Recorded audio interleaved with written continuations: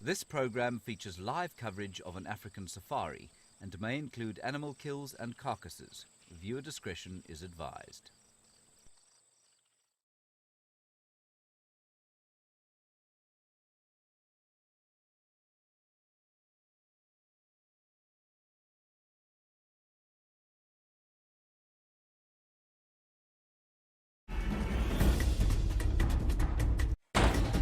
Ready.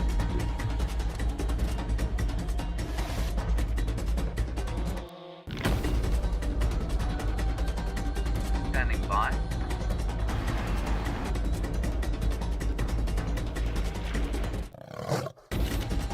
5, 4, 3, 2, 1.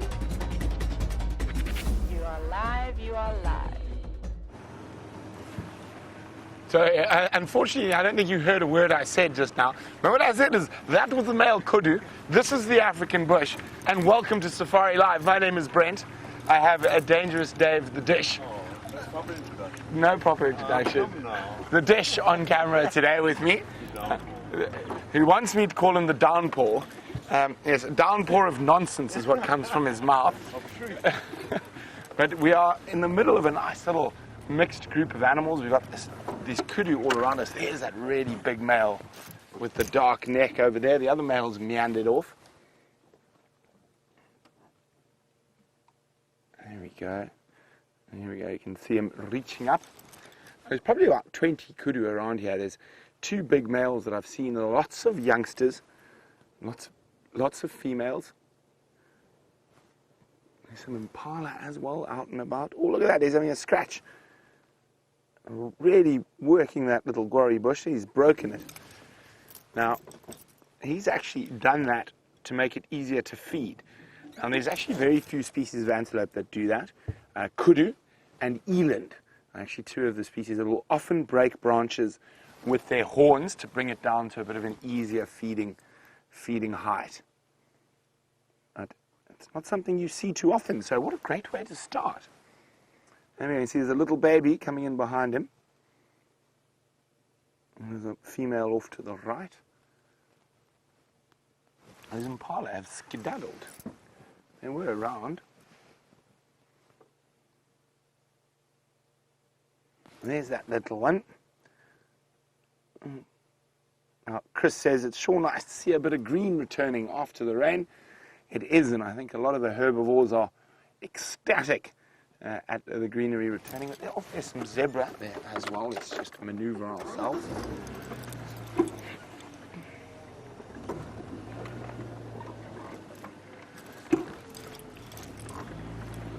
So it's quite chilly, about 22 degrees Celsius, so 71 Fahrenheit. And well, I haven't got too far before we got surrounded by all sorts of creatures. Oh, there's Herbie. Very loud, Herbert. And let me just chat to him there. Let's see what Herbie's got to say. I'll leave him open for you. Standing by, Herb. I've got vision of two dogs on Leadwood, not Fallen Marula, where we had the English sighting the other day. Copy, thanks, Herb. So Herb's seen some elephants. We're quite far away from here. I think by the time we get all the way there, they'll be gone. But we'll maybe meander. I'm sure there's some more ellies around. But you can see lots and lots of kudus. Now, where did those zebras disappear before Herbie scared the living daylights out of me? They should be there now. Now, after the great excitement of last night with the incredible Inkahumas taking down that big buffalo bull, Dave and I are sort of going to take a more placid drive unless we bump into wild dogs, leopard hunting, or cheetah, or anything like that. But I definitely excited to look for some of the migrant bird species that might be back, and of course have a look at the much happier grazers and browsers.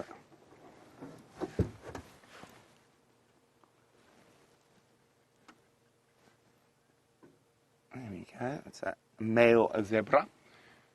Now, apart from the obvious appendages, if you have a look at their body, their neck is quite a bit thicker than the females. There's actually a little bachelor group of males. So they're quite young.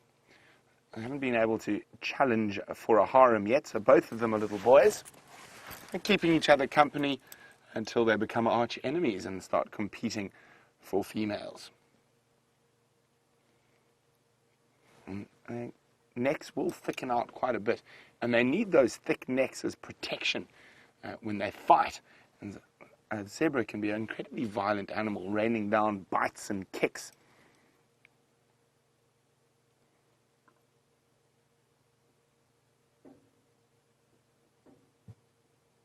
It looks like they're going off to join the kudus, heading into the bush. So we're going to do the same.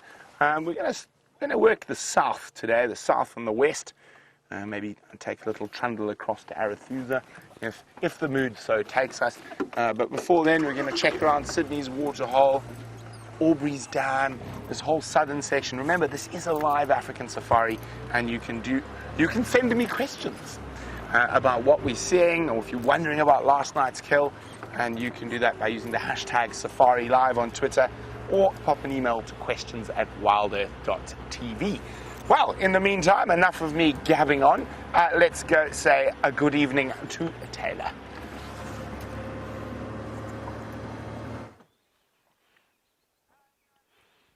Hello everybody and welcome to another cloud-filled sunset safari. My name is Taylor and on camera with me I've got VM. There's VM.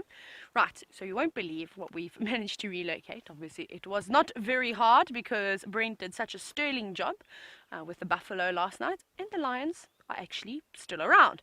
Have a look at this long range distance visual that we have of the lions.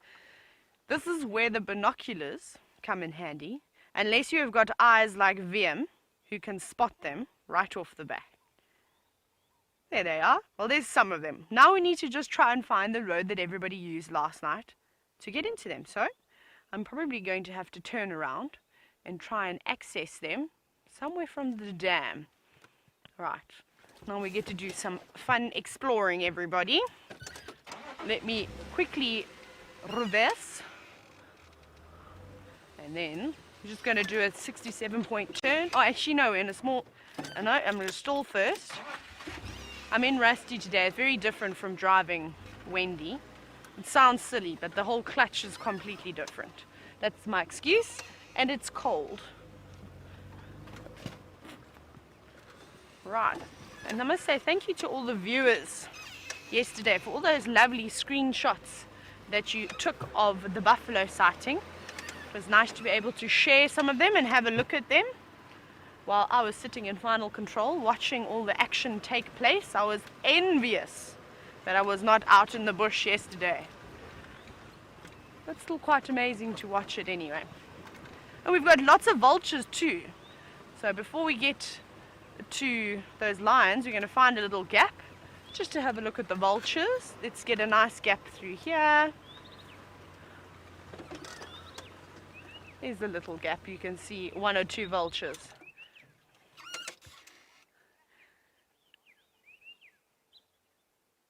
VM, do you have a message?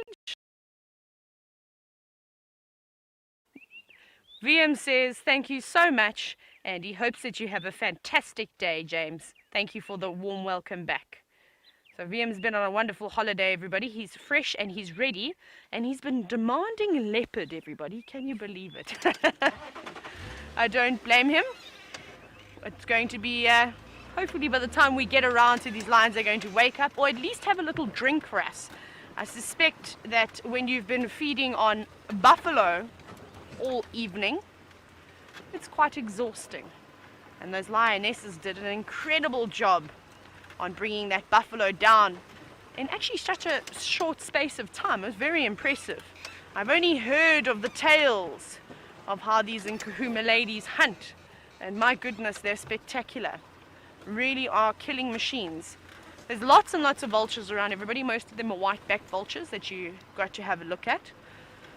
And they gave me the runaround now because they're all scattered out everywhere. So we tried to find a tree that had the most vultures on it, and then think that the lions were there. But now we need to just try and find a way in to this lion sighting. Whoop.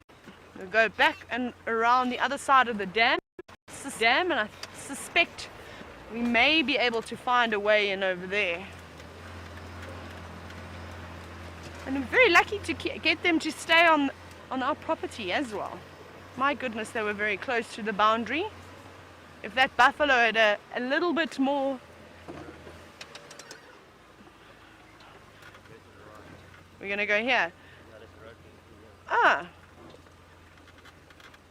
So VM is just directing me. Oh, this looks easy enough, hey VM? We're gonna go down there and then up there.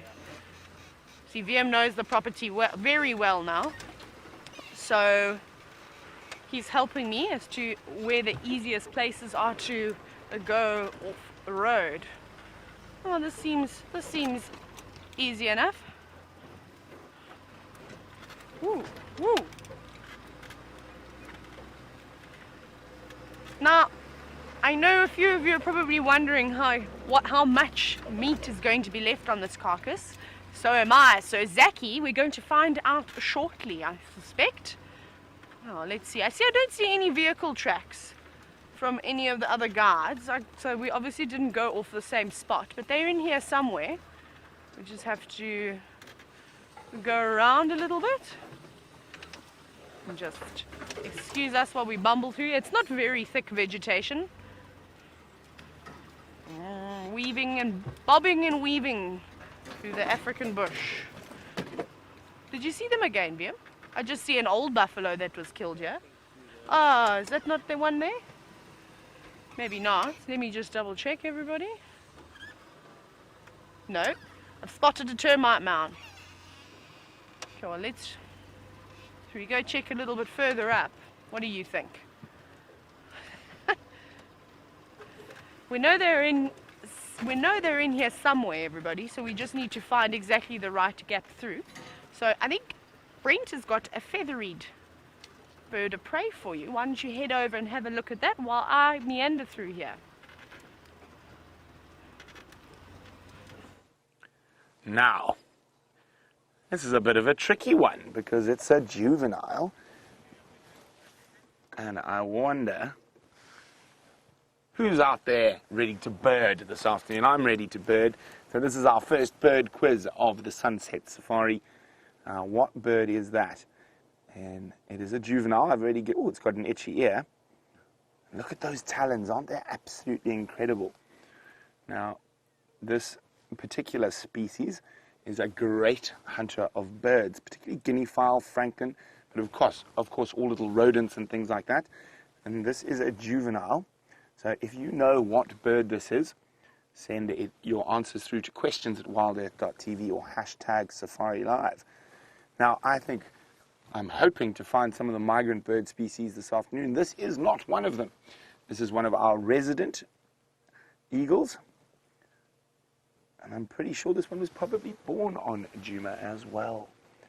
Now, it's a true eagle, feathers all the way down the legs, and that's all the clues I'm giving you. There we go. Let's carry on. Now, with this little bit of green flush we've got around, I mean, all the impala seem to have a spring in their step. And speaking of impala with a spring in their step, there we go, springing across the road. Well, not quite. And a young male. And you can see they've picked up condition relatively quickly. And that's the joy of being a great generalist. So impala is not a specialist, it's a generalist. And they'll feed off both grass and leaves. And that enables them to live through quite a variety of habitats.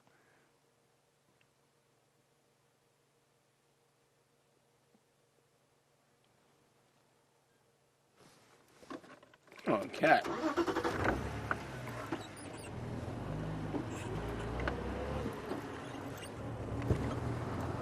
And there's the rest of the group. Now, some of the females have already started to show signs of pregnancy. So let's have a look at this herd. Now, Jamie was telling me she saw baby warthogs the other day, and that's very early, probably about 2 months too early. I think the first impala babies we should be seeing are around November. So in about a month and a bit's time. But if we look carefully on some of the females, you can see the bellies are starting to get quite pronounced.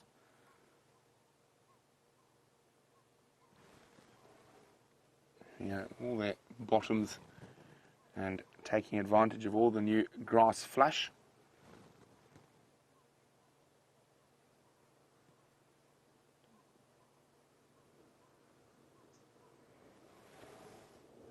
See, some of them still looking a bit skitty, but they should pick it up quite quickly. Now, of course, that is if we get more rain. Now, there's an old sort of folklore here in the South African lowveld that if you get rain before Paul Kruger's birthday, and of course Paul Kruger is who the Kruger National Park was named after. He was a president of South Africa, and his birthday is the 10th of October. So it's an old folklore. If you get rain before Paul Kruger's birthday, you're going to have a very dry year, and you're not going to get any rain till January. Well, let's hope that old folklore runs false.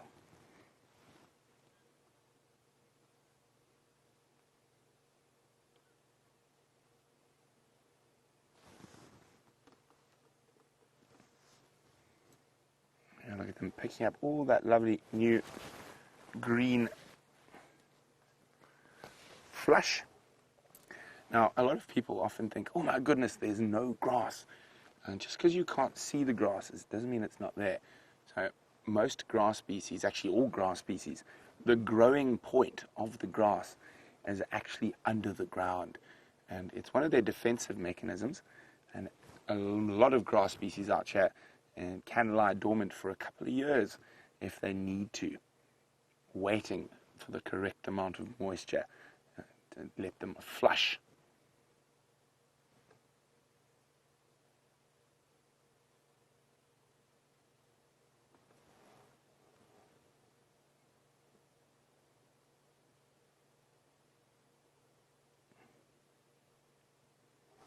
Okay, let's move on.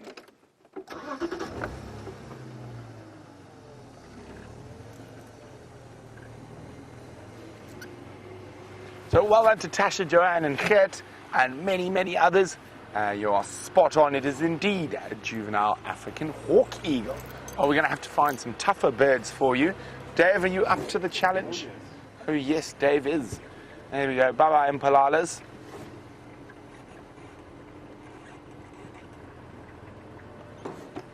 Ooh, well, before we disappear quickly, just straight ahead. That's not a... okay, a little bit to the right, Dave. Center. There we go. Wait for him to turn around. There it is. Look how beautiful that is. Even in this dull, grey day, wait for that little bird to turn and face us. That is an absolutely gorgeous little seed eater called a golden-breasted bunting. Now, please, sir, show us your golden breast. Dave thought that was funny. You can hear him giggling behind me.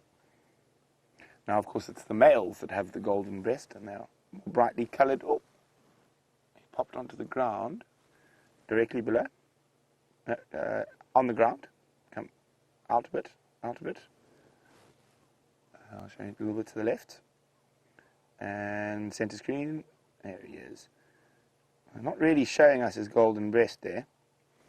I mean, let's see if we can get him to turn around.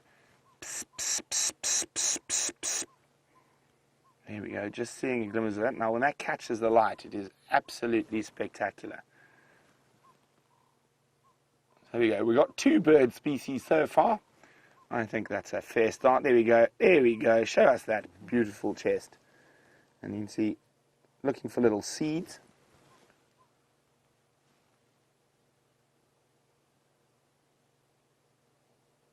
Okay, so let's leave that Mr. Bunting to carry on feeding.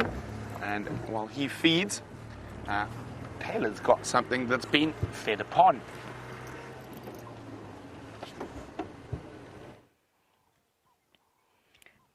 We have found the dead buffalo, everybody. No, it hasn't moved, in case you were wondering. It's still dead.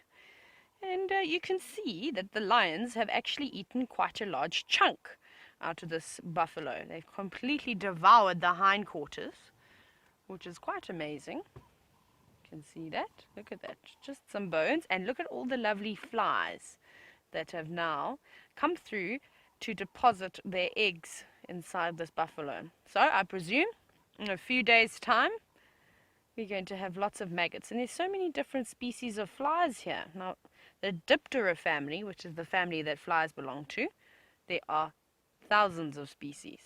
And they're quite beautiful, actually. Small ones, big ones. And you can see all the ticks as well. And some of them have started to move away. You can see them at the bottom middle of your screen. You can see a few moving. Now, they won't be able to suck any more blood. There's no blood running through this buffalo anymore. So some of them may have died. The others are probably going to let go and try and find a new host. But it's quite disgusting. Imagine being covered in so many parasites. Must be very itchy. And that's why we also constantly see the buffalo, the elephants, impala, you name it, all the mammals, scratching on branches, on fallen logs, on termite mounds, just to try and relieve some of the infestation of these parasites. And the lions are here too, everybody, but they are sleeping. You can just see a carpet of lovely tan color on the ground, all with their heads flat on the ground, stomachs nice and full. This is wonderful. They look fast asleep. And that's sort of how I feel like after Christmas. Oh, we've got movement from one of the Birminghams. Ah, it's our friend with the injury on his face. Very nice. Very, very nice indeed. So, like Brent did Sorry. I'm just trying to hear a quick question. So Brent did predict that one of the males were going to be here. I'm not surprised that there aren't any more, but the amount of distress calls that this buffalo was giving off. And I know CDS was wondering the same thing, was wondering if one of the big Birmingham's was going to arrive. And possibly with the build-up of vultures around this area, because there's quite a few vultures all scattered around, maybe some more of the Birminghams are going to join. I'm sure if they see them perched up in a tree, they're not going to just walk past. They're going to come around and definitely have a look and see what's there. I need to go forward just a little bit so that VM can get a better shot of this female. Oh.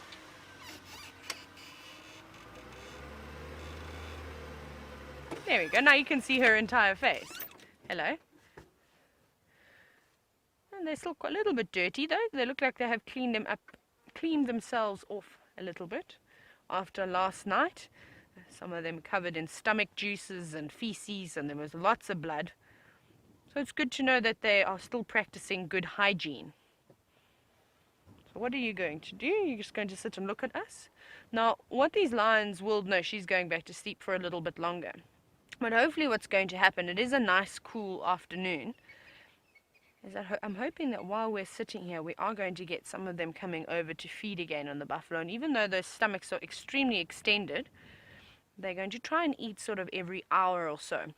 They rest, sort of gorge themselves, rest again, come back, gorge themselves, and so it goes on. There's one of the little cubs. Well, there's a pile of cubs on the left, and the one on the right, he was sitting up, slowly starting to wake up.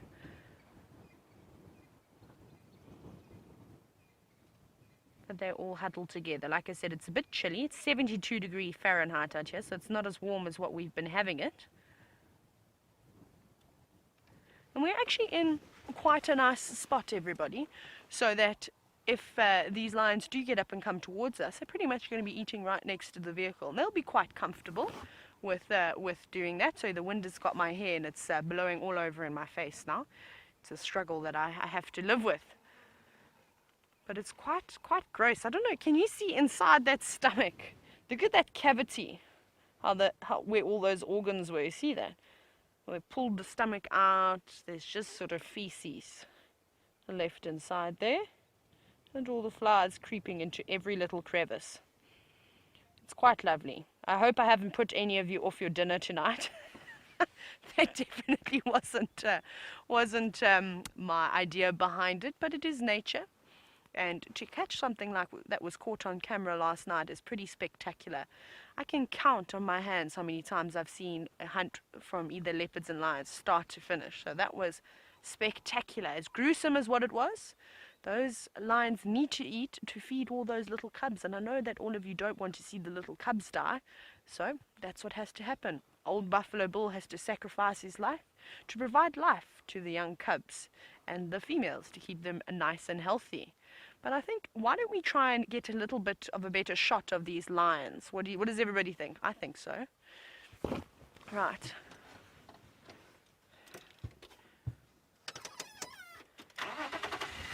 So, Jean from North Carolina, good afternoon to you. Now, I know you're wondering if all 5 Nkuhumas are there. Now, I'm not sure. We're going to go and find out. I want to try and get a better position. And hopefully I'll be able to tell you then, because I do know that one of them was missing. I think it was Amber Eyes that was missing last night, if I'm not mistaken. So we shall go and we shall count. I'm going to go over a few little trees, but nothing too big. Past a smelly buffalo. It's even starting to smell already, which is quite surprising, seeing as it's been so cool. Oh, I can see a little bit of movement from some of the cubs, which is good news for us. And we've got a female lifting her head up. Just going to go over this little shrub here. Hi, big girl.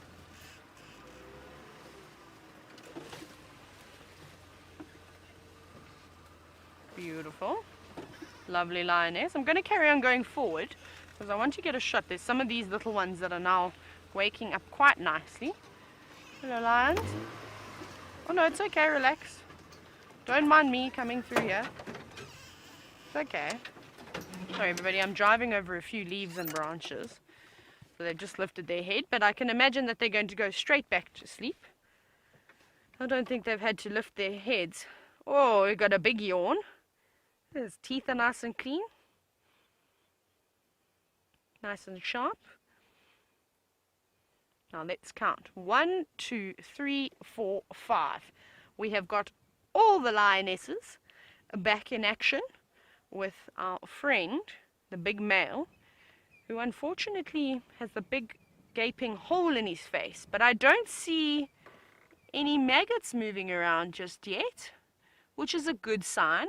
So hopefully those maggots that did cause the infestation have now pupated and fallen out, and hopefully that wound will be able to heal, which is good. It doesn't look bad. It's not inflamed at all. Well, that's good.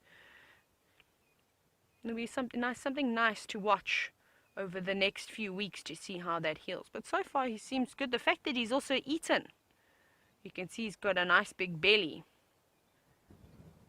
That's good too. That means it can't be causing him too much pain. I'm sure it's causing him irritation. There you go. You can see him wiping it. Maybe there is a fly. Maybe there is something moving around in there. Well, those of you who remember when we first saw this wound when it had burst, it was quite revolting at all the maggots. But it looks clean. It actually looks really good. To me, from the photos that I last took, it looks like that wound is healing quite nicely. That's very exciting. Now, I think he shall make a full recovery. That's what I'm going to do. I'm going to be optimistic. But these lions are so resilient and so tough that they can overcome most things. There we go, another big yawn with those lovely teeth. And is this my favorite lioness? Yes, it looks like the youngest. Are you going to go over and have a bite to eat? I hope you are, because we would like to see some action. Oh yes, and we've got the Birmingham up and in hot pursuit. So we think that this young lioness is coming into estrus, and that is why for the last few days he has been tailing her. Oh my goodness, they're coming right past my vehicle, everybody. Look at that, you see, trying to sniff. Hello, boy. Even with your big scar on the face, you're not letting anything stop you. That's good. That shows you again that he must be alright. He must be fine. She doesn't look too particularly interested in mating. Let's see what his next reaction's going to be.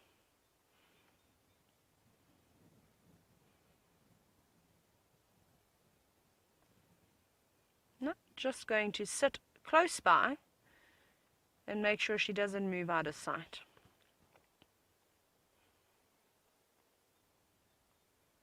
Every day, though, I think that these Birminghams are looking bigger and stronger. It's nice to see their manes are all filling out now. Now we just need to wait for that last bit of mane to creep over the shoulder and down towards the elbow and join on that tuft of hair right over there. And then they're almost there, though. He's still got dirty paws. He hasn't cleaned his paw.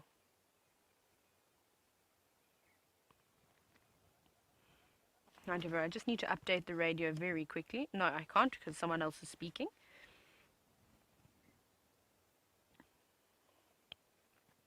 All having a good rest. They seem to slowly be moving closer and closer to that carcass.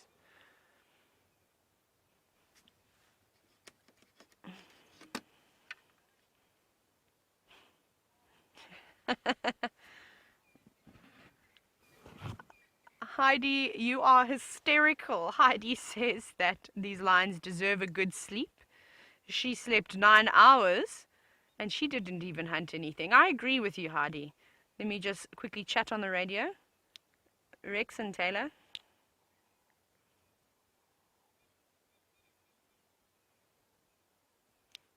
Which mobile was looking for approach for this Ngonyam sighting?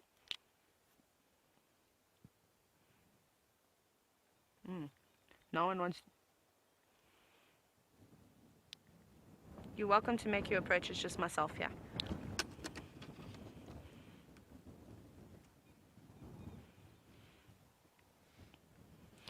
Right, there we go. Just a little update on the radio. Though I think everybody came to have a look at these lions this morning. So it seems like everybody's looking for spotted cats today. So that's good for us. It means that we'll hopefully be able to spend a little bit of time with them and hopefully see them from sleeping to waking up, grooming, yawning, as we've already seen, maybe even some mating if we're lucky, as well as hopefully eating on a carcass. Now see that girl over there having a good old scratch.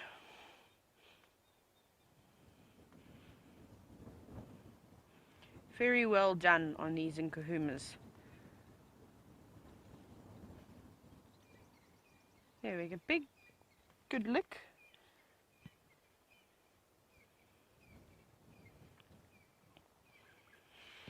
So we were looking at that gaping hole on the face of the Birmingham male, and I know Tamira, who has obviously missed the last few days, so it's good to have you back, Tamira. So just a little recap. That male unfortunately got some form of a fly, and I suspect a bot fly.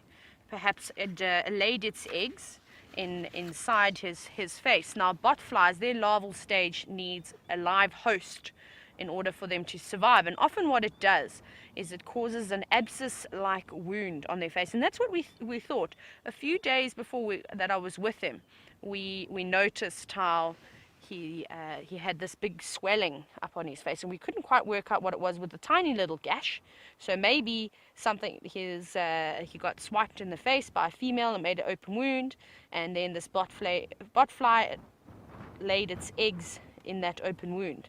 And then what happened was that those eggs would have hatched. It's obviously in warm flesh, it's a good hatching environment. It's hot, it's quite humid.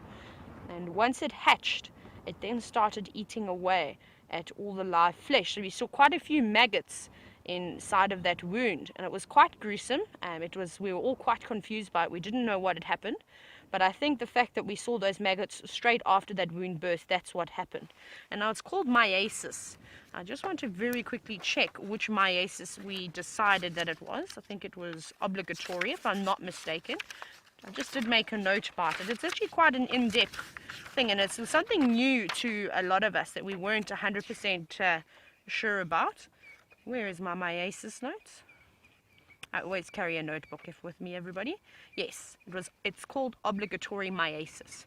Now, you get different types of myiasis, which is quite interesting. The accidental happens quite often to your dogs and cats that you have at home, where they may eat something from the garbage, and say there are some maggots or something already that's been feeding on some old food, and they pass that through into the stomach, and that can often cause your dogs or your cats to be quite sick, so causing vomiting and diarrhea.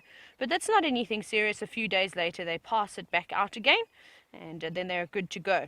And then the second kind is affeculative, which is where you get these larvals that they can either feed on living flesh or they can feed on rotting flesh. It doesn't have to be alive.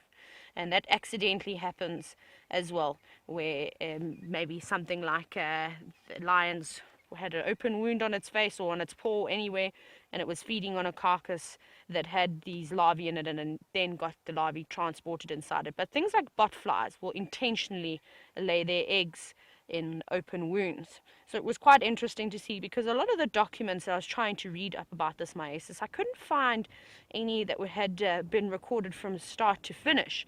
But I do want to speak to some vets about it, as some wildlife vets, and see if they possibly haven't seen it.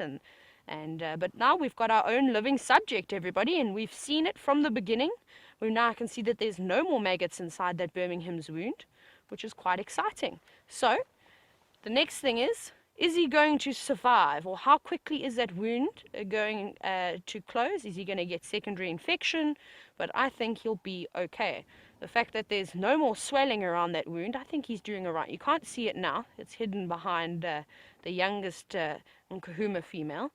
But when he gets up again, and I'm sure we'll get a better angle at some point, we'll be able to have another look at it. It's very, very interesting. I'm very excited. I've been taking notes every time I see him, just to note his progression, and he seems to be getting better, much better.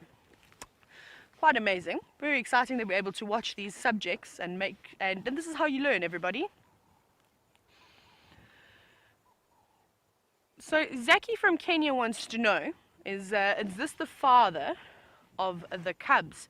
Now, we're unsure exactly which Birmingham was the one to be mating with all these females, because there are 4 Birminghams, Zaki, and they would have been hanging around and mating with all of these females when they come into estrus. So often what happens, like we've just saw earlier, I don't know if you managed to see it, where that Birmingham male was following the young female. He's not letting her out of her sight, and it's been like this now for a few days actually. We can see that he's just about lying on top of her. Oh, here we go. He lifts his head up. And we suspect that she's coming to estrus. She must only be about 3 years old, maybe just younger than 3 years. So it'll be her first time that she's coming into estrus. And it's going to be quite exciting to see who she's going to be mating with. I don't know if anybody's seen these 2 mating just yet. She did separate for a day with one of the other Birminghams. And now she seems to be back with the pride. And normally for about 2 or 3 days, you'll see one male mating with a female. And then when he's exhausted, he'll move off, and then another male usually moves in if it is a coalition of more than one lion. So we will see. And when I'm not 100% sure as to who's the father of each, but they're all brothers in a sense, and they're all quite happy to live together, so they all mate with all the different females. But you can see there that wound is not very deep anymore. It seems to be filling out quite nicely. You can see that. It's an incredible improvement from what we've seen. That's very exciting. I'm very happy with that. Not that I'm a vet or anything, this is just my own opinion. No swelling anymore. And if you have a look though, I'm sure everybody will be able to share some screenshots from the previous drives of before that wound actually burst, and then you can see what I mean when I say it looked like an abscess. Quite comfortable. Every now and then he lifts his paw just to swipe at his face, and I'm sure it's a bit itchy and a bit irritating. But no maggots, no sign of maggots. That's good, because we didn't know what was going to happen and how those maggots were going to get out. But obviously they just ate their fill and then dropped off and pupated, and then the whole cycle will start again. Hopefully that wound will heal quick enough before some more botflies can lay their eggs in there. You can see that female's just lifted her head now. Now you see they're a fair distance away from that carcass, everybody. Now they're probably about 30 meters or so, and that's quite risky because something like a jackal, even a hyena, could quickly run in and take a few mouthfuls of that hyena carcass. So I think when they do hear something, they are very quick to put their head up, and just to make sure that they don't lose their carcass. Sorry everybody, I need to just talk on the radio. Standing by, it's Taylor here. Yeah, FM, you're welcome to. It'll be number 3. Mobile says now 2 on lock with the Ngonyam and Rexon on approach.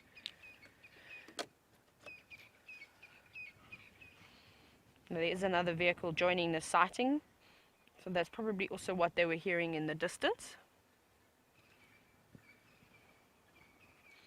I think we've got a nice good spot here. We've got a view of all the lions, everyone. Look at that little one there having a scratch. Hello, little teddy bear.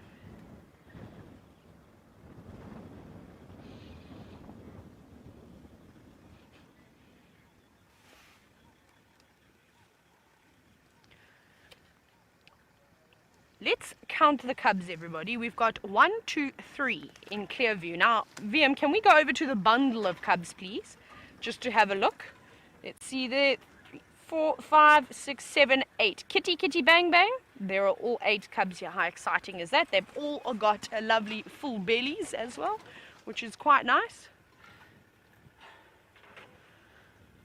You can see they're slowly waking up, just giving one of the females some love. Oh, they're all woken up now. There we go. Sort of like the skittles when you go bowling, how all the pins sort of just disperse. Yes, wake up, little ones. It's time to go and eat. Oh, they're exhausted. This is definitely movie weather, everybody. These little ones don't see.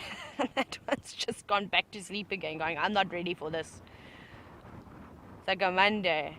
Oh, it is Sunday, so they're allowed to be lazy. And the big ones are getting so greedy now. They just want to eat and eat and eat. You can see the ones on the, oh, they're hiding away. It's very difficult for us to see them.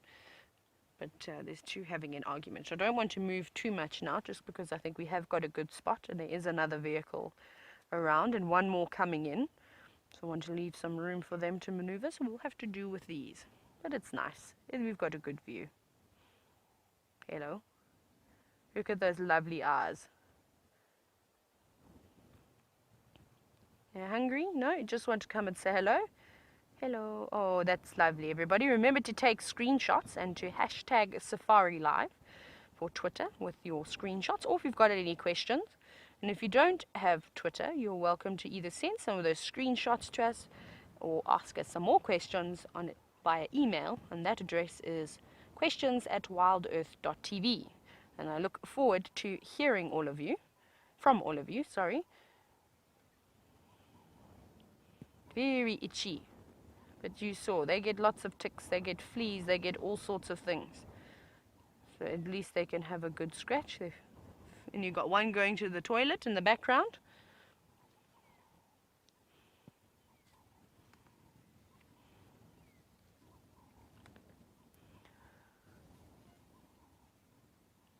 This is lovely. Look at this amazing interaction between the female and this cub. Wake up.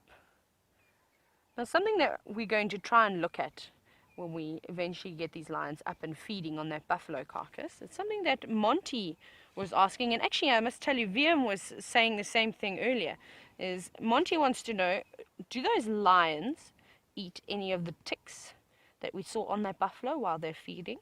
Now, my suspicion is I think they ingest a few in the commotion of bringing the lion down, but often what you'll see is that they lick where they want to eat first, so they'll lick all the hair away. That will also remove all the parasites, and then they sort of spit it out. You see them pulling funny faces, and then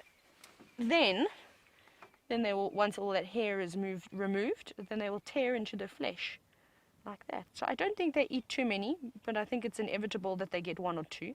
I mean, those ticks are rather large. They're like the size of your nail on your index finger. So if you have a look at your index finger, they're big ticks, and some of them are even up to the size of the nail on your thumb. Now, a lion would know if it was just gradually eating, it would definitely feel that in its mouth, and I think it would try and spit it out. I mean, you see them when they groom themselves as well. Well, they lick, lick, lick, and then they get a tick that ends up at the back of their teeth, and they sort of pull those faces that I'm talking about and then spit it out. Just want to ask Rexon if he'll take over the sighting for me, just so I can keep talking to you and not have to worry about my radio. Oh. Oh, goodness. Oh, the lions didn't like that, I'm afraid. These cubs are quite sensitive still. They're still getting used to the vehicles. Rexon, can you please take over this lock when you get in here? I'm still going to stay for a little bit if there's no pressure.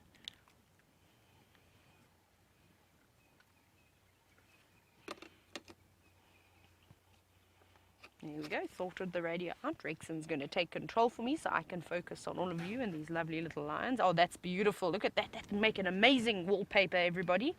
Just the eyes peering over Mom's belly. Now, they all seem to be suckling off one of the females a lot more than any of the others, so perhaps she's producing quite a bit more milk. All right, these two are having a little play. Look at those little pads on their feet. They still look lovely and soft. Haven't quite worn and become used to the hard ground like mom and dad's paws would have. They sort of got a lot more cracks and a lot harder and rougher than these youngsters. One's what are you going to the toilet right there near your siblings? That's nice. That's the expression that the lions do. Done now? Yes. Move on.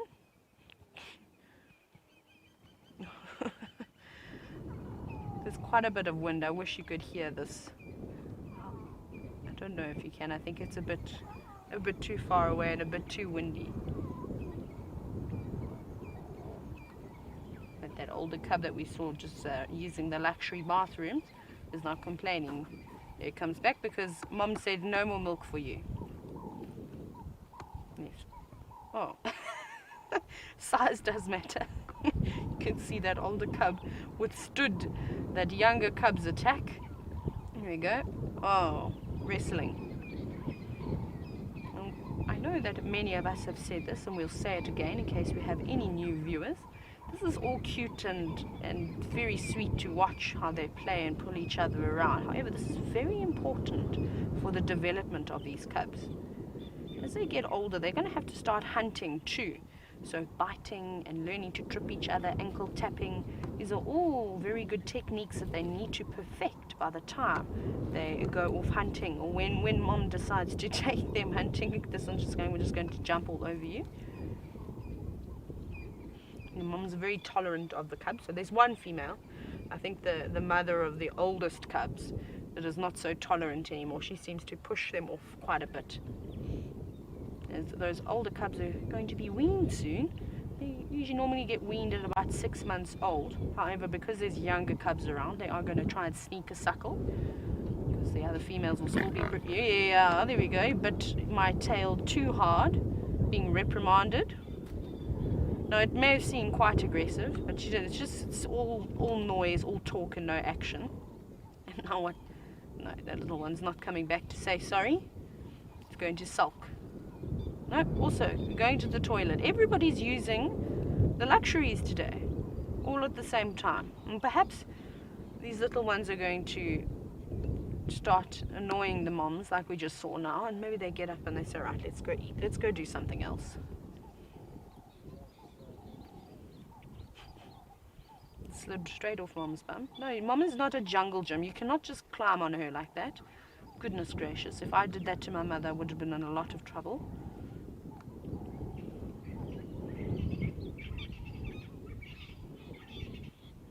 That little one's not interested in suckling, it just wants to play.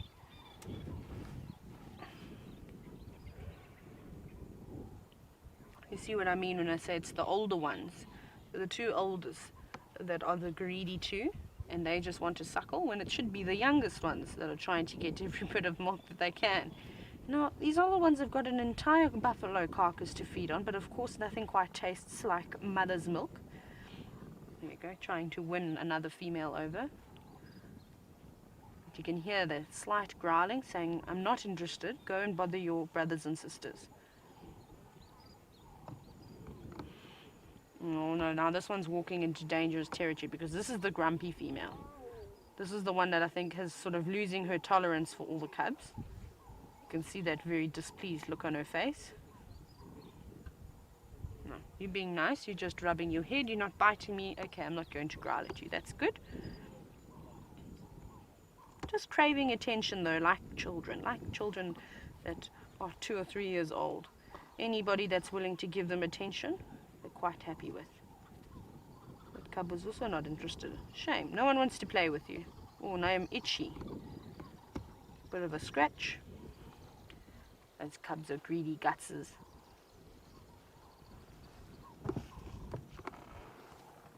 Oh, hello. The female going back.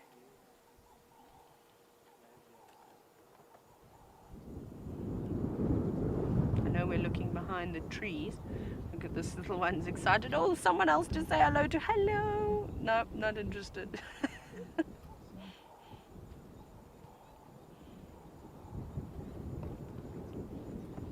Now I wonder if this is not Mom of these cubs. Just because she's quite happily taking the biting on the leg, she gave a good little lick. She seems to be a little bit more tolerant, and as I've said before, is that the mother of her own cubs is more tolerant than of one of the other female's cubs, but she'll happily suckle the other female's cubs too, and flat. Well, at least we can say thank you to the cubs for providing us with some entertainment today.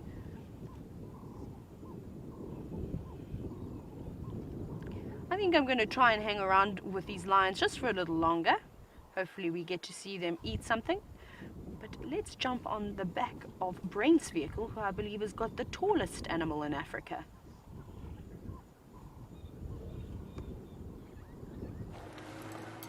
We had the tallest animal in Africa, and can you believe it tolled itself into the bush? And we'll see if we can get another view now. Look like two female giraffe.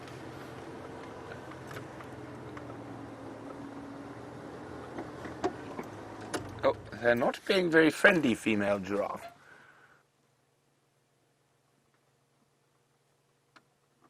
There you go. Hello, madam.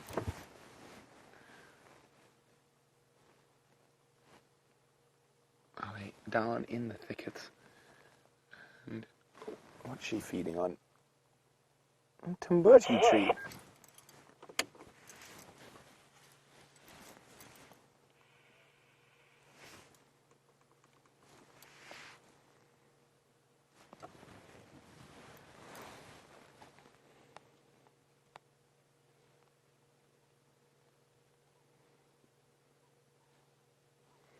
Now, they have possibly one of the longest tongues in the world, for a mammal at least, outside, of course, probably the anteaters.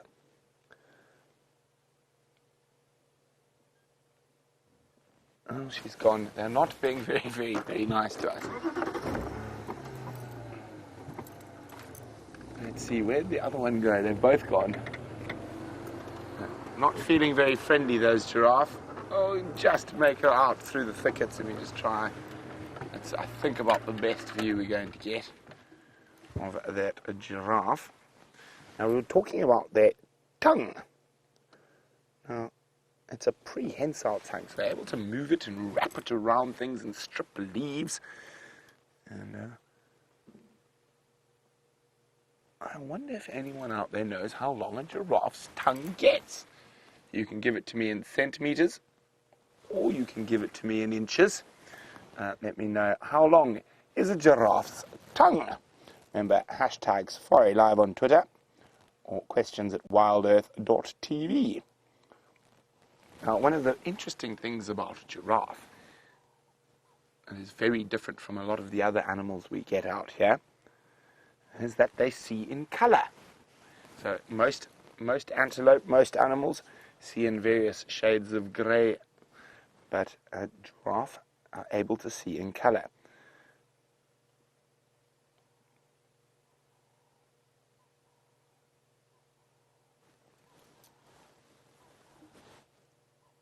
Well, it's quite an interesting thing because normally something like seeing in color is an evolutionary adaptation. So things like primates, like us, we see in color, and that's mostly so we're looking at fruit for ripeness and things like that. Whereas giraffe feed off leaves. So it's quite an interesting one. There's no obvious apparent reason for them to see in color. It's one of those lovely little anomalies you get out in the African bush.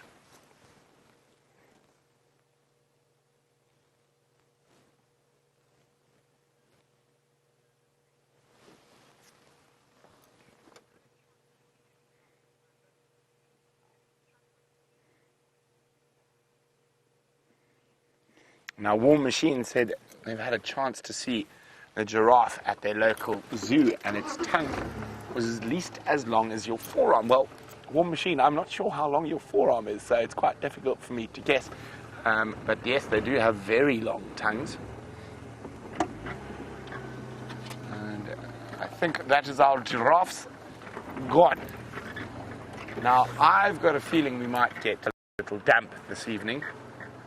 The temperature's changed slightly and there's a slight humidity in the air. And of course I forgot my rain jacket. Dave, did you bring your rain jacket? No. That's why it's going to rain, because we didn't bring our rain jackets.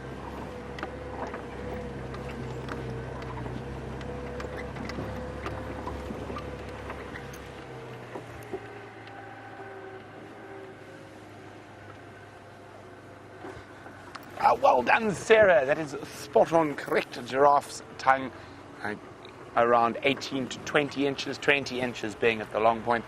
For those of us who work in the metrics, That's about 50 centimeters, so incredibly long. Now, the wind has stopped, and the wind was blowing quite strongly earlier. So what I'm hoping is, even though it's quite dull and moggy today, is that now that the wind's stopped, we might get a chance to do a little bit of birding. And I'm in Arathusa at the moment, in the Marrakane River. Well, the dry riverbed of the Marrakane. And I'm hoping to find some birds. Now, of course, we don't want the birds to be at the tops of the trees that don't have any leaves on them, because it will make it very difficult to see with that blowout. So what we're looking for in this little riverbed is skulking species. So robins, firefinches, waxbills, things that are going to be down along the ground, and hopefully will give us a good view.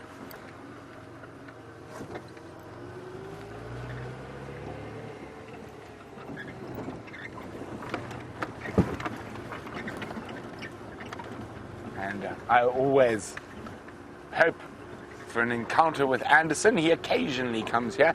Those of you not sure who Anderson is a massive male leopard that holds territory right on the edge of our area. I've only ever seen him once, but he is an incredibly large boy.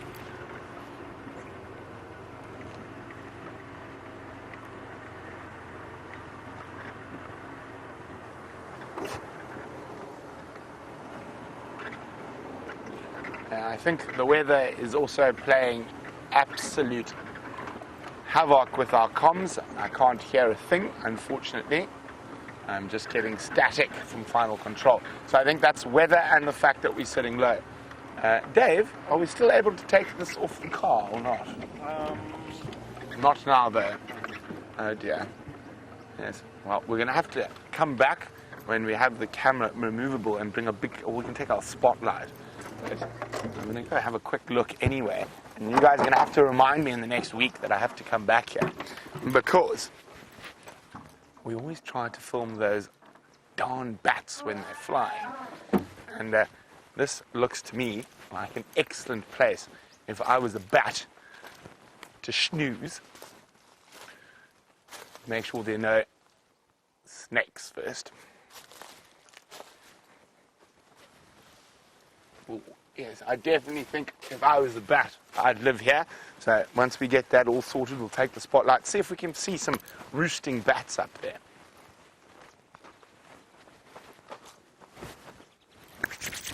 Excitement, yay! Now, this normally happens about a month earlier, but it's happened because of the no rain scenario. And I think this little bit of rain has kicked certain tree species into gear. And possibly one of the most beautiful flowering trees is flowering, and it attracts one of the most beautiful birds, and I can hear them chittering away. Those are, of course, sunbirds, and we're about to see the reason the weeping bourbein weeps. Okay, let's have a quick look here to see if we can see the sunbirds as well.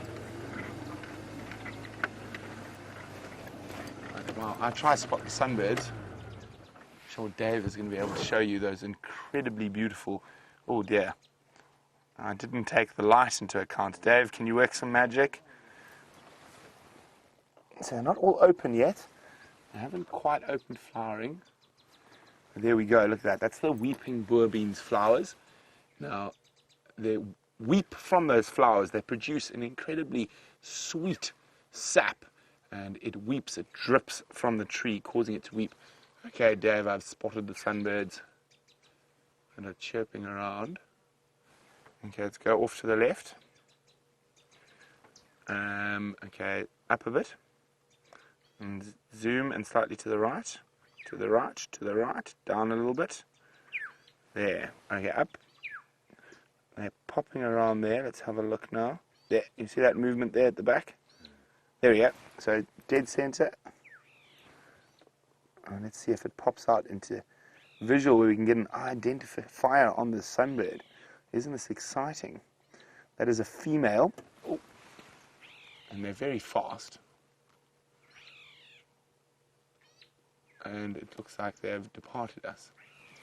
But there's a very high pitch that you're hearing, which is an unusual call for a bird. A call we normally know as a very sort of liquid chortle is the best way I can describe it. And I can see him, Dave. If you come, oh, you've seen the sunbirds. No. If you come out again to the right, you see. Oh, he's moved. Terrible creature. Oh, that very nasal to the left of it, and lower down of it, and there somewhere, slightly up to the right. Let's see if we can get a bit closer. Oh. Now, it's not their normal call. There's the normal call.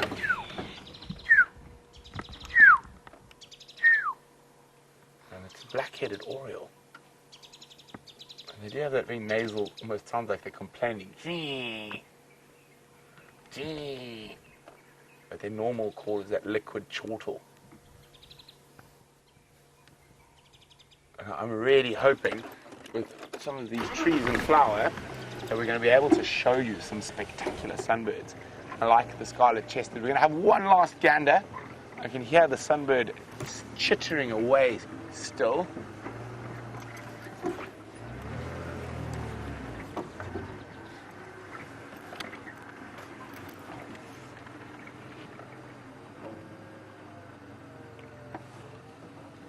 They're not being very kind to us, and the light's not helping us, because normally when the light is bright you catch that incredible sort of color off the sunbirds.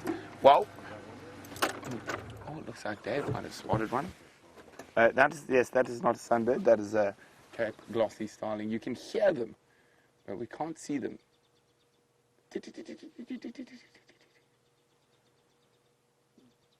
Now, unfortunately, a lot of the sunbird calls sound very similar, but I would say I'm 89% certain that that's a white-bellied sunbird calling.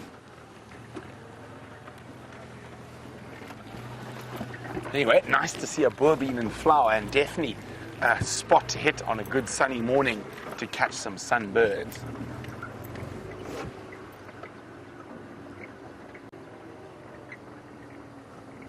And unfortunately, I'm still struggling to hear final control. I think this weather is affecting our communications.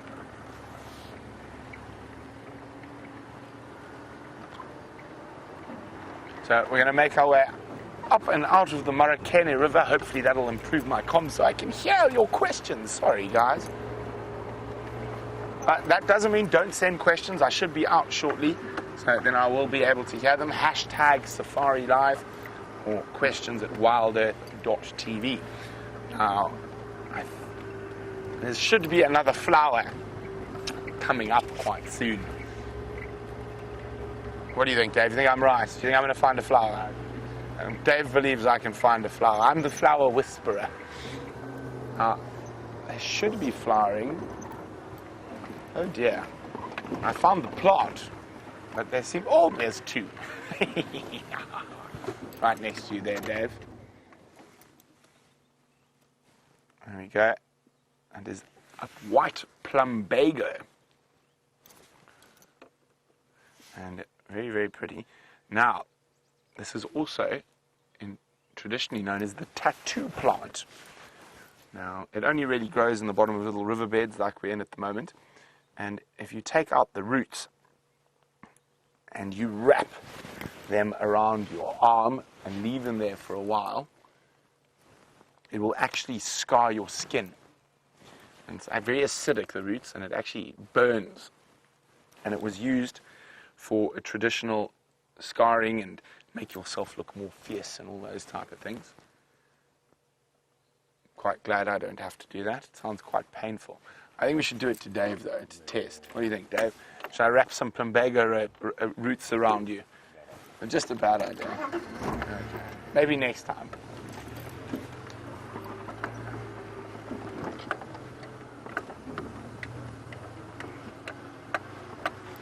Okay, so I do love these little river systems. I mean, there's massive trees all around, and as I said, the boerbeans are going to started flowering, so that's always exciting, and they're really collect a plethora of creatures, not only the sunbirds, but lots of different really cool little insects will be feeding off that shortly. Yeah, we're nearly out of the drainage line where we should be able to hear final control again.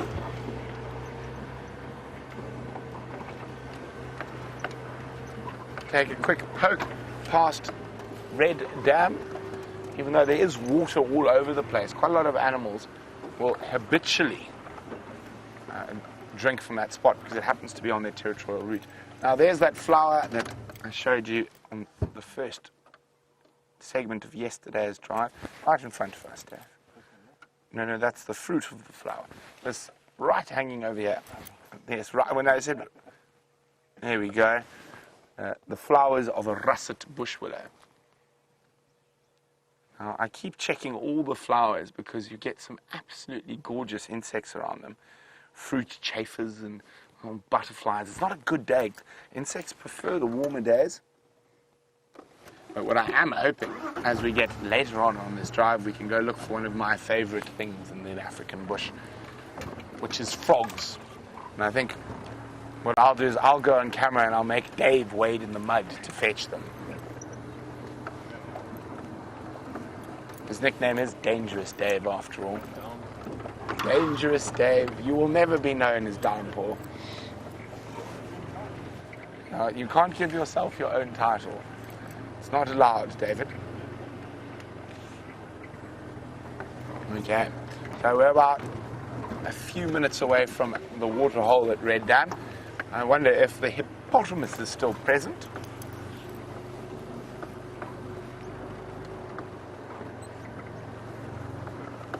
Oh, sunbird. You got him, Dave? Come out. We haven't just come out some more. There.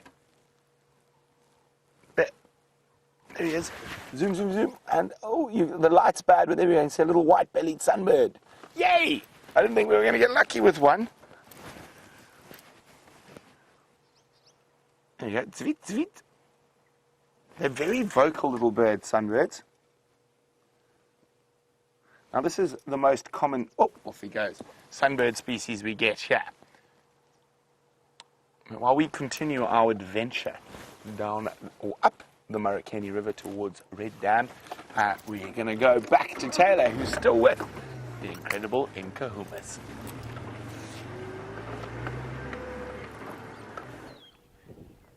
We are about to watch an aerial attack, everybody, from one of the older cubs that has started a trend of playing on this fallen bush willow. Now, the older cub is is very clumsy as is, so I can't imagine these little teddy bears are going to come and do too much better on this tree. Now, the one that's on top of the tree keeps looking like it wants to pounce down on the rest, but you can see struggling to get his footing. Oh, that is too adorable for words. I'm going to even have to take 1 or 2 pictures. Remember, everybody, this is me taking my snapshot, so I hope you're all taking your snapshots too, because this is pretty spectacular. You don't often see lions climbing trees, well, especially in South Africa. I know in Kenya and Tanzania that the lions will actually try and climb trees to avoid all the flies and things that bother them down on the ground. Now, they don't do this here in South Africa.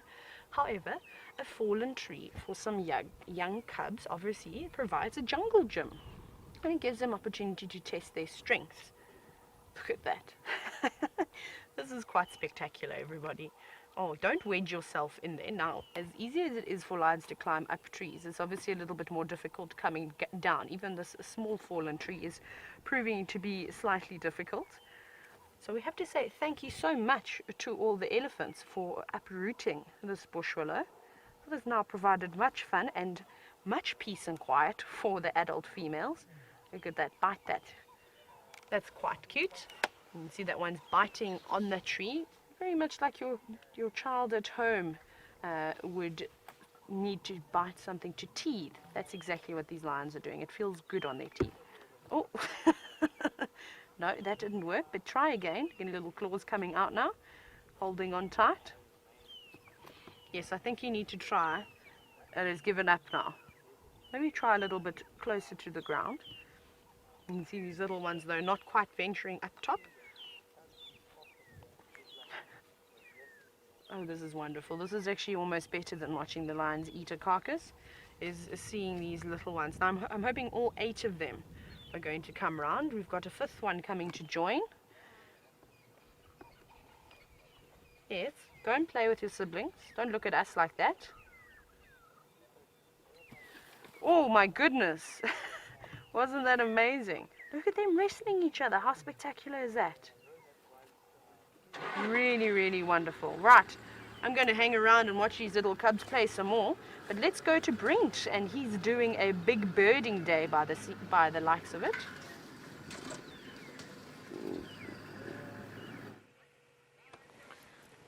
So on Djuma, we regularly see the pair of pale morph Warburg's eagle that nest quite close to the Djuma Dam cam. But there we go. This is a dark morph Warburg's eagle. And you see that very distinct little crest he's got there. And I think they do have a nest here. Looks like it needs a bit of rebuilding. Now Warburgs will return to the same nest year after year.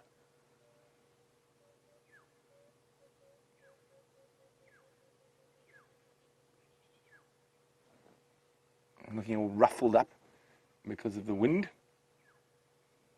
and the cool temperature. So the same principle as the animals when they ruffle their fur to catch air between their body and their fur, and it heats up that air and forms an insulative layer. It's exactly the same as what birds do with their feathers.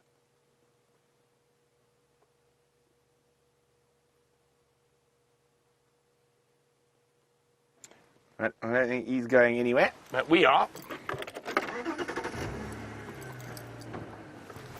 Let's turn around. The only reason I came up here is because I spotted him. I was on my way to Red Dam.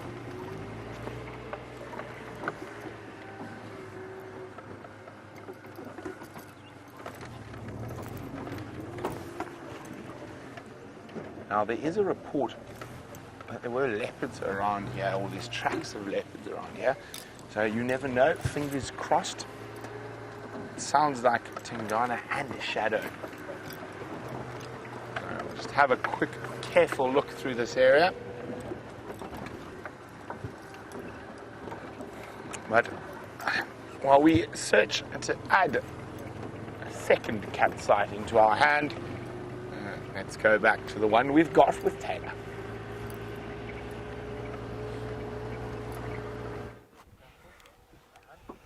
We have still got wrestling cats, everybody. It is hysterical.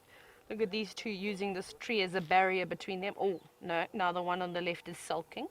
Obviously got a paw to the face and didn't quite like that. And then we've got one of the younger ones just chewing away, stripping the bark like an elephant would, but not as effective as an elephant, I'm afraid, and not doing it for the same reasons. Look at them. They're getting better. They're sort of learning from their mistakes on how to jump from that position. It's a little bit high for them, but maybe it'll learn with a run-up. It'll be able to do quite well. Fantastic scratching posts for these two. Like I said, moms are very happy. Oh, we've got one coming right up to us. Are you going to go up the termite mound? Look at that. That's like right next to my door. Oh, it's going to get attacked. So they've been bouncing between this termite mound and the fallen log. No. Forward. Moving on now. Yes, I'm a big scary vehicle. Watch out. See how they always look over their shoulders. Just uncertain. Oh, look at this. Look at this. No? That's sneaky. No, come and sit on top. It's okay if you sit there. It's so close to my cruiser, to my vehicle. Rusty, are you enjoying the lions being so nice and close to you? See them. Oh, now they're getting very rough. Careful. This one looks like it's got a bit of a bee in its bonnet. Going to one of the females for reassurance.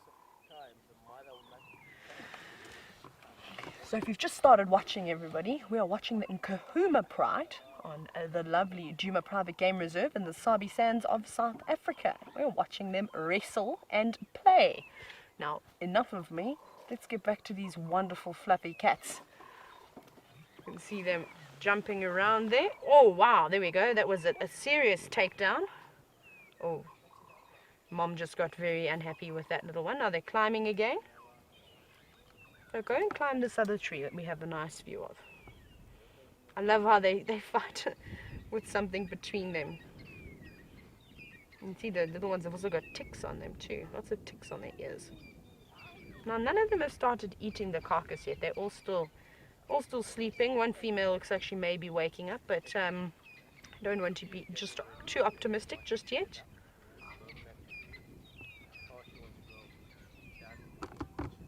Lovely lions. See that one as it ran away, given a little ankle tap. Yeah. We'll teach you. Ba, ba, ba, ba. Little boxing match going on.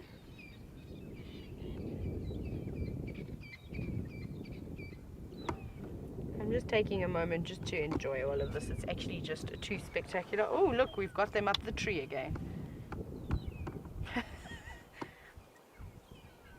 Holding on for dear life. Look at that. Quite the contortionist. Oh, careful, hold on.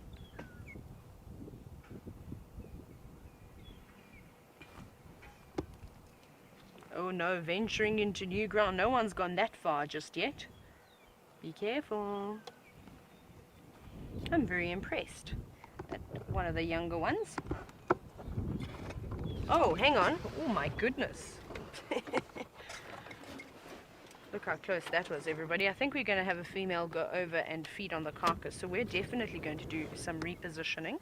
And we've got another little cub as well, just sneaking and stalking us. Can you see right here again? Look at that. What are you going to do? You better not be stalking me, youngster. I'm going up the termite mound again, yes? Oh my goodness, no ways. That is so close. You're going to hear me snapping away. This is pretty spectacular. Wow. Now, something that we've been looking at with these cubs is that we're wondering, and I know Nicole from Ohio was wondering, why are their eyes so much darker than the adults? And we've seen it from when they're born, when they're just a few days old, if you're lucky enough to see a lion cub of that age. They're completely black. And as they start to get older, they start to take on a color. Like you can see with some of these youngsters, they look black. Now we'll try and zoom into some of their eyes. Yeah, I got a little bit scared. And that coloring of the iris is going to start coming through now. Now listen, little one, that's going to be a big mistake. Now, Nicole, I'm not exactly sure at what age exactly the color starts to come through, but we sort of start seeing it from about, oh my goodness, that one's going to get into lots of trouble. We start seeing it at about 2-3 months. We start to see the darkness starting to disappear. That is the bravest little cub I've ever seen, and what a fantastic male this is. He's being a really good sport. Normally they don't have a great tolerance of the cubs, so the fact that he allowed that little one to do that, that's awesome. That is great. They don't often get to play around with the males so much. Very, very nice to see. That could be one of the few times that I've actually ever seen a little cub manage that without being swiped at. Wow. So I hope to see all of your screenshots a bit later. Remember, you can hashtag Safari Live, or you can even email us with any questions or with any of your pictures to questions@wildearth.tv. And we're actually having a fantastic afternoon with all of these lions. Ah, lovely, everybody. I've just got a little whisper in my ear from Louise that Brent has got a hippopotamus for all of you. Enjoy.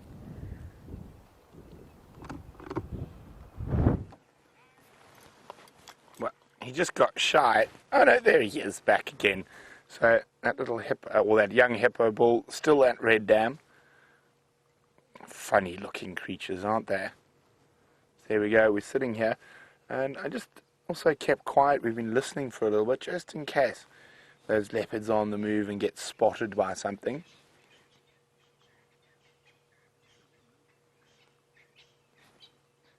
Well, it is great, isn't it? The super zoom I mean, we're able to really get in there.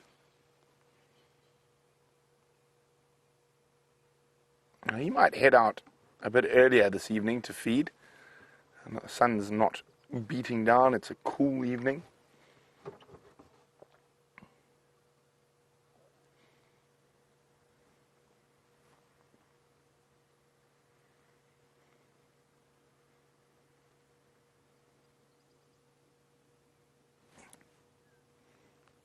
And of course, as always when we're at a waterhole, there's often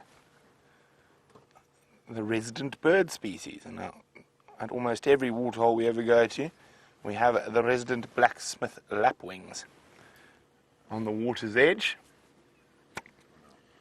Oh, Dave, to the left, to the left. There we go.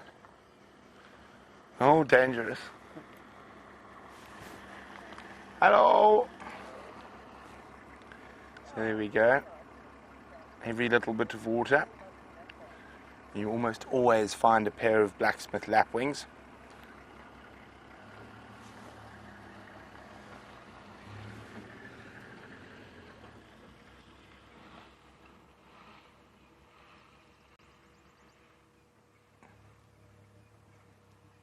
That feeding off probably microscopic little insects.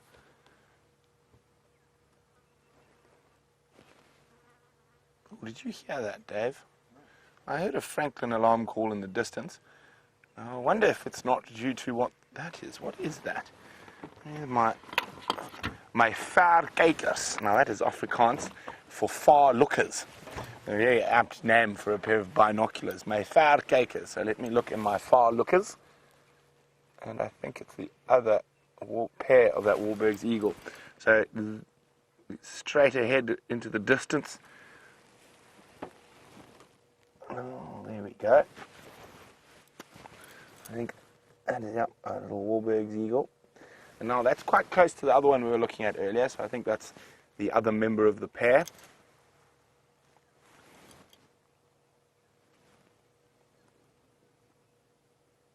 But alas, no alarm calls breaking the silence of the cool African evening.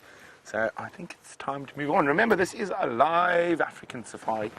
Hashtag Safari Live questions at wildearth.tv. If you'd like to have a chat about what we're seeing.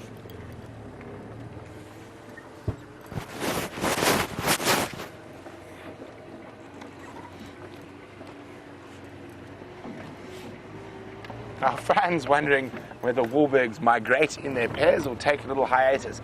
As far as I understand, they migrate in their pairs, Fran. They are completely monogamous. Oh, we're having there's a little traffic jam. Maybe I could come past. There we go. How's it? Nice to see you. Having a nice little bumble. All enjoy. Looking for those leopards. Wow, yeah. Oh, enjoy. Cheers. Now everyone, that is Vernon, who is the general manager of Arathusa Safari Lodge. And we are presently driving on Arathusa, seeing what we can see.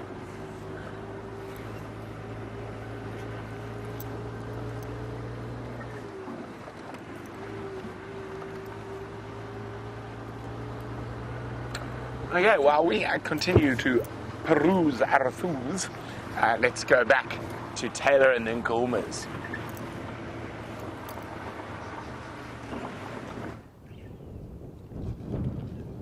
We are still with these wonderful lions, everyone. And our youngest Nkuhuma hasn't moved much at all. She's still sleeping quite nicely with a Birmingham boy, almost on her heels. Now, one of the females has moved off, looking over my shoulder to feed, but she hasn't been feeding too much. Now, we're going to try and find a good spot. These cubs have moved away from their tree, everybody. Let's see, wait, we've got a contender coming through. They keep moving around, everybody, so I'm trying to shuffle in my front seat so don't obstruct your view. Yes, come back to the tree now, because we loved watching you up there. However, I suspect everybody that they've been playing so much that I think that sugar rush is going to die down soon. And I think they may go have a little siesta, but I don't think it will be for too long. The playing has sort of subsided quite a bit now. They're not racing around and tumbling and tackling each other as much. But we've still got one who's enjoying the tree and the bendy branch that's attached to it. Oh, big yawn. Very nice. Here we go, girl. If you get up, we know the Birmingham is going to sit up. Now looking over at that other female. Let's see. I think if these two go over to that carcass, we could potentially follow them. So he is sticking his nose towards her rear end. He's just trying to pick up on her scent to see if she is coming into estrus or not. He's finally given her a little bit of space to walk. Now that we have got an opportunity to reverse as well, let's try reposition, everybody. So there's going to be a little bit of movement. But we've got a good spot, and then hopefully we'll get to see these lions eating. Whee, you can see me reverse a bit.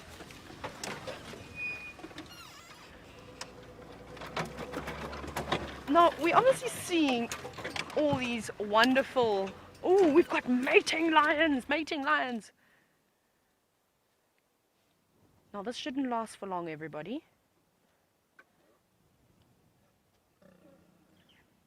I'm not going to say anything, everybody. I'm just going to sit quietly.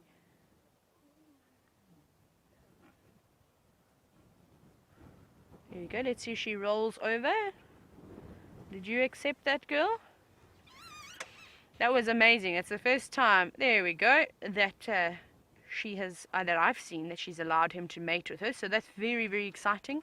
And now, if this is indeed the first time that they have mated, this is now going to go on every 15 minutes or so. So it's going to be quite exciting to watch.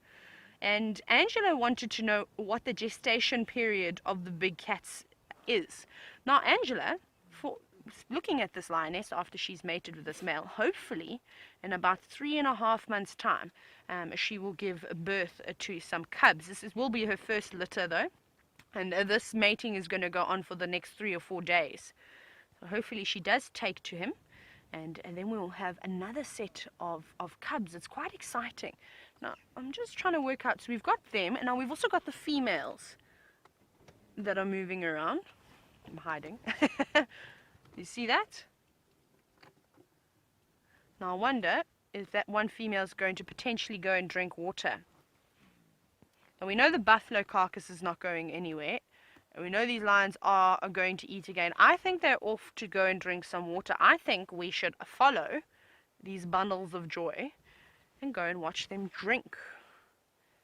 Should we do that, VM? What do you think? Because I think we will see these lions eat, but we'll see them eat a little bit later. Maybe we'll get a little bit of a variety. Dam's not too far. Look at them. All the other lionesses, they've got their heads up too. Maybe they're going to follow. Let's do that. Let's follow the lioness. Now, we'll try and... No, are you coming back now? So what did you go all the way over there for? Okay, I'm just going to hold on tight before I move, because now she seems to be doing something else. Very indecisive. Maybe she's waiting for all the cubs to come over to her. What's your story, madam? Now I can also smell lots of lion dung. I'm going to try and avoid driving over the lion dung.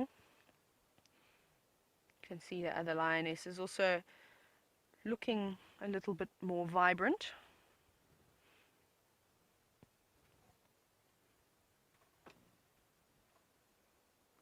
Is that other female using the luxuries? It looks like she's squatting slightly. Maybe she was just being kind enough to, we can't see because of the tree, but she does look like she's in a squatting position. Perhaps she was just being kind and moving away to defecate rather than defecating right on top of each other, because that smell is vile. You can imagine if you just ate 10 kilograms of meat. It's not good. Well, for them, for the lions, it's good, but it doesn't smell good. I'm grooming the inside of her paw just to see if there's any thorns, any sticks in it. Looks like our lovely girl, Amber Eyes. Now, I can hear contact calling in the distance from the other female, and one more female has got up. So I suspect that all the females are going to get up and move. Maybe she was just waiting, and you can see Amber Eyes has still got a line of blood on her cheek that she hasn't managed to clean just yet. Yes, she's contact calling the others.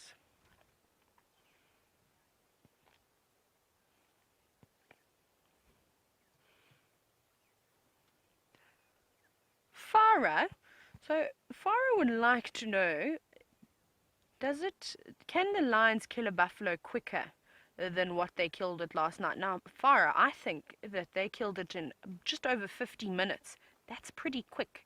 I've seen buffalo that have taken 2 hours, 2.5 hours sometimes to die, and they've had big males with them. So I think these females did a sterling job and were very much effective in bringing down that buffalo in the quickest possible time. Now, Farah, if there were another 5 female lionesses, they definitely would have killed it, I think, a lot quicker, because there would have been more biting on, disemboweling, and yes, they would have killed it quicker. But for these 5, that was fantastic. That was really good timing. What did you do? Just use the restrooms? Made all that noise, and now you're coming back. Okay, everybody, I was wrong. I thought they were going to drink water. It doesn't seem like it anymore. Look at these 3.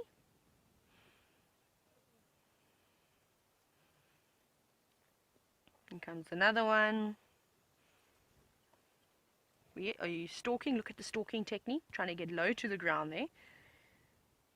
Hasn't quite worked out how to stalk properly just yet. Bum is normally raised in the air. Okay. Crawl, crawl, crawl. You got to build those muscles up. You got to keep that stalk for longer, I'm afraid, if you want to have any hope in trying to catch something when you're big and strong. You can see how they sort of bend down, and then they get tired, and then they've got to stand up and run. So like I said, this playing, it's good. It's important for learning a good technique of biting, tripping, pouncing, but it's also building up strength in their muscles.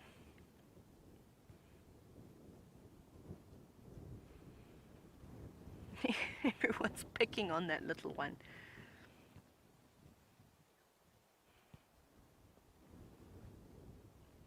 Oh, here we go. Sure, very feisty. And you see them how they always try and go for their back and pounce onto the spine, very much like what we witnessed last night with the buffalo. Found a tree and a termite mound again to play on. That seems to be the favorite toy this afternoon, is fallen trees and termite mounds. And I suspect that once they get a leg that they've detached from the buffalo, if the tail is around, they'll be playing with that shortly.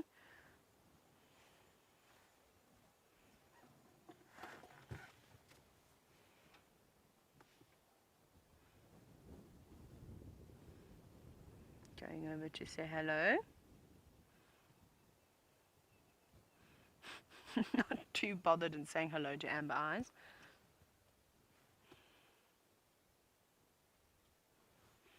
Coming over to your tree again.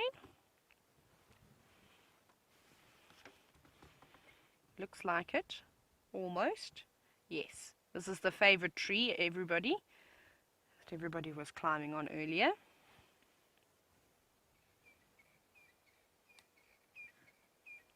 Contemplating life. I think he's watching the others quite closely. But they're not really feeding. There's one female that you can't really see her. Hopefully these girls, they're now grooming each other, are going to get up and walk that way.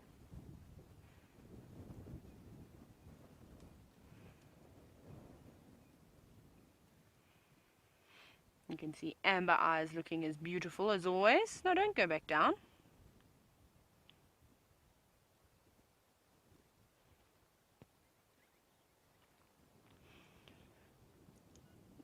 As soon as we just watched those lions mate, Laura's made a comment saying that she's heard that lions can mate up to 100 times in one day. Now, Laura, that is true. You did read or hear correctly. Now, that will only last for about the first day, though. So initially, they'll start to mate every 10 to 15 minutes.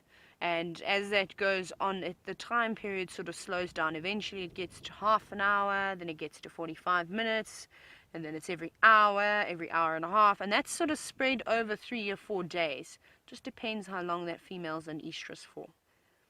So it's quite exhausting. You can imagine that the male lion in particular loses condition quite quickly. And he tends to forget about eating. Right. I'm not even going to try and guess what these lionesses are going to do now because I have no idea. But she's going over to the cubs. She's summoning them. Oh my goodness, she's being attacked. No, they're too big to pick up now. You can't pick them up. Let's see if she's maybe going to collect them. What do you want to do with them? This is the second time you've come over and told everybody to come with you.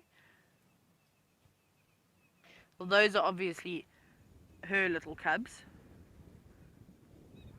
All those two that are cuddled quite close to her. Right, we're going to see another little greeting ceremony. Rubbing of the head. There we go. I also want in on that, please. Oh, I love you, I love you, I love you so much. I don't know if that's how lions sound, but I like to give them little voices every now and then.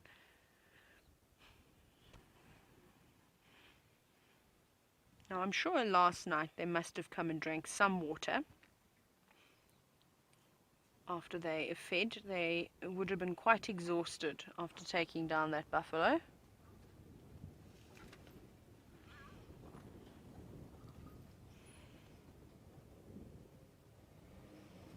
Oh, got it in a headlock. Ooh. Oh, can you hear all that noise that's going on over here? Lots of whining.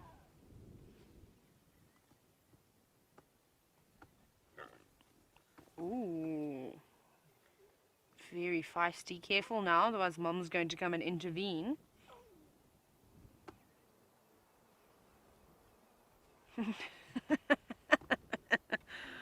Look at this lion. Great technique.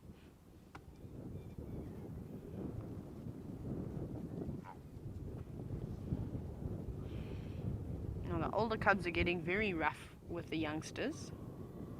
Now they do have much bigger paws than them, and they can fend them off a lot easier. And when they give a swipe, because it's getting very rough, you can often hear the little ones whine and let out a little yelp. But it's important.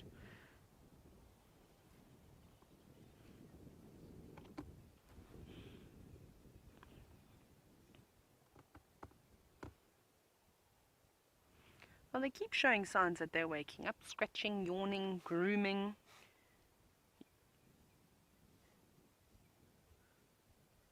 All of those things, but I'm not sure what they're going to do next. I love amber eyes. Look at those amazing colouring in her eyes. Yes, here we go. I think they decide, no, back down again. You see, this is everybody. This is normally what happens. Is they groom each other, they yawn like this, and then they move. Now we've got our friends coming back from the carcass. They weren't there for very long. The male didn't eat at all. The female had 1 or 2 bites, and I'm glad we didn't go anywhere. Ooh, it's moving off.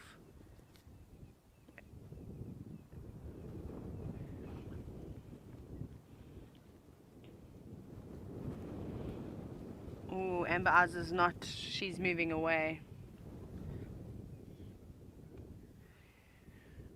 I don't know if you saw how Amber Eyes got up and moved away. She doesn't seem to be quite keen on the males at all. Now, Sarah, I know you're wondering if this male is going to mate with all the females. It depends, Sarah. It depends if they're in estrus or not. Oh, bless you, Mr. Birmingham. You gave everyone a fright. So, Sarah, he'll only mate with the females that are in estrus. Anyone else he's not particularly interested in, he will leave them. So there are 4 Birminghams, and they all take turns, and whoever sort of just seems to be around doing a little check on the nkuhumas, and if there are any females that are in estrus at that time, that will be the male that will mate with that one.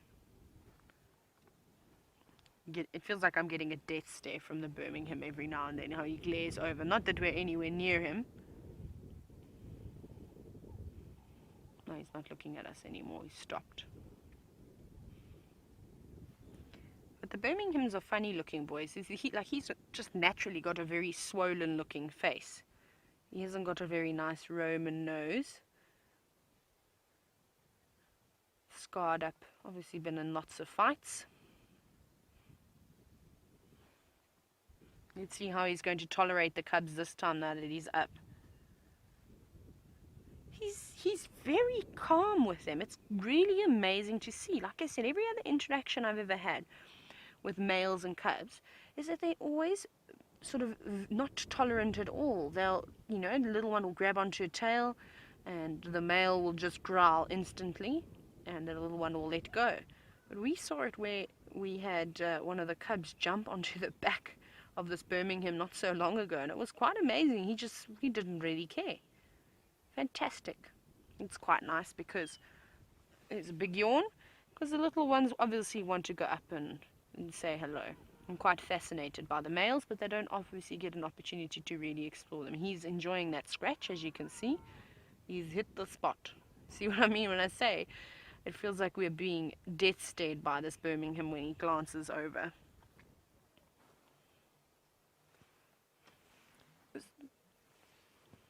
I thought everybody had left us in the sighting, but no.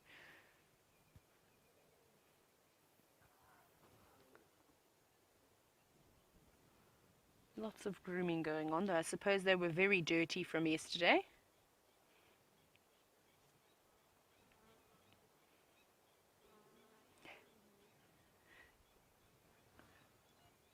Good afternoon, Alice in Ohio. Now, I know you are wondering if it is possible for a female to be bored when the male is mating. We sort of saw that. Now, Alice, that is the general sorry, I'm stumbling on my words. That is the normal look that you see on a female lion's face when she's being mated with. There's not usually a lot of enthusiasm involved. She just sort of sits there and the male does his job and then she rolls over normally. I don't know if she gets bored. She knows that there we go. She knows that she has to mate copious amounts of time in order to have a good opportunity to accept the sperm. So it's important that they mate numerous times. Look at him. So he's not actually looking at us, everybody. The buffalo carcass is behind us. So I think he keeps glaring over just to make sure that nobody is coming through to try and steal the carcass. But there's no one there anymore. Now they've gone flat again. It's very confusing, everybody.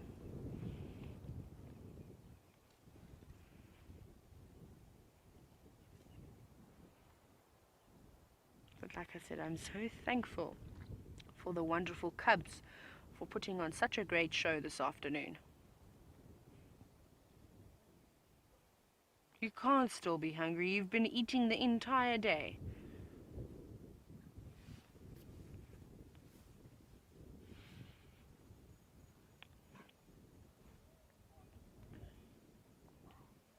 Yeah, I don't think that teat has got any more milk.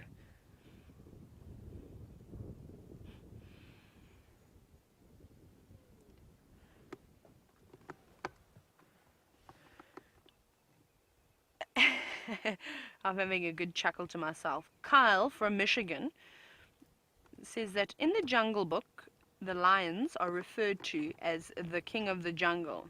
Now, Kyle wants to know, could lions actually survive in a jungle environment? Now, Kyle, I don't know if you know this, but India is the only other place in the world that you can see the big five. Can you believe it? So in India, they have got lions too, and their lions, I've never seen them in real life, but I've seen many documentaries. Their lions are interesting looking things. They are a lot taller than our lions, but they don't have big manes. And I suspect that that's because of the thick jungle sort of undergrowth that they have. Is the same reason how sort of the Asian elephants don't have massive tusks like our African elephants. The vegetation is quite dense, so they've adapted to be sort of tall and slender, not quite as robust as the big African lion, so that they can move through all the vegetation a lot easier. It's quite amazing. So yes, Carl, lions can indeed survive in the jungle in India. I forget which national park, but you could probably Google it, and Google has all the answers to everything. Well, most things. We've got this little cub following one of the females around. You can just hear it crying. Oh no, it's not going. They're just playing again. But one of the other females has now moved over to the carcass, but she's just staring back at us with a belly that's almost touching the floor. But we'll go there in a moment. We'll watch these two little ones jump around. Yes, climb the tree.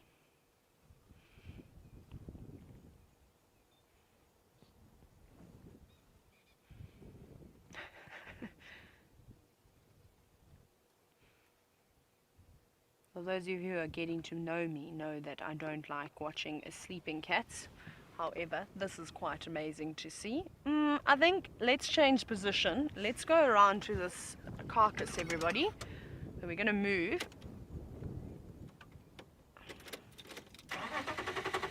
Come on, Rusty, don't you give me a heart attack and pretend like you're not going to start. Okay, let's try and reposition. Let's go all the way around. Bump along slowly. Try not to get any punctures in Rusty. Don't feel like changing a tire today, though that would be a very good way to warm up. Is to change a tire. Don't want to drive over the little black stick lily, so we're going to try and avoid that. Okay, I'm going to put foot a little bit because I want to get the best spot.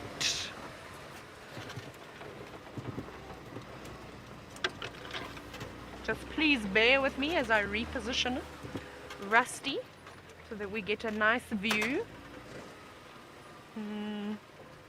I think we should go around again. We're going to just do a little detour. We can see them on the left.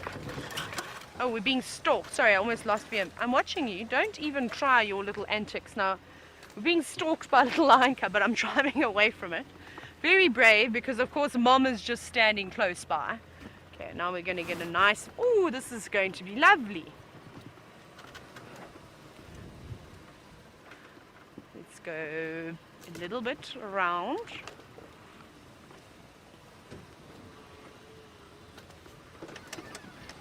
There we go. Now we've got a lovely view of the lions on the carcass. That's quite special. Remember, everybody, take your screenshots. I'm also going to take a few screenshots because this is quite nice. Now they've gone from using the fallen tree as a jungle gym to using this buffalo. Oh, wow. That was a good tumble. You get a 7 out of 10 for that tumble, which you need to work on your landing next time. That's quite amazing. See, look at this female now. Look how she's covering the stomach contents with the sand. She's taking that sand right up onto the carcass, and they don't mind eating a bit of grit. They'll be all right. But what's important is that they need to hide... Sorry, everyone. Did you see that? That one got a paw full of sand in the face. Now it was sulking. So, as I was saying, they need to cover the scent. And the carcass is not really smelling too foul, but it's the undigested grass that's been sitting in the various stomachs, the different chambers in the stomach, that smells quite foul. Now, that attracts the hyenas and other predators too, and that's something that they don't want to do. They want to keep this carcass hidden, though they haven't done a good job. It's out in the open. Ideally, they need to drag it before the vultures have seen it, under a shrub of some sort, but the vultures are already here, so the vultures have told the animals too that there's... But she's going to just try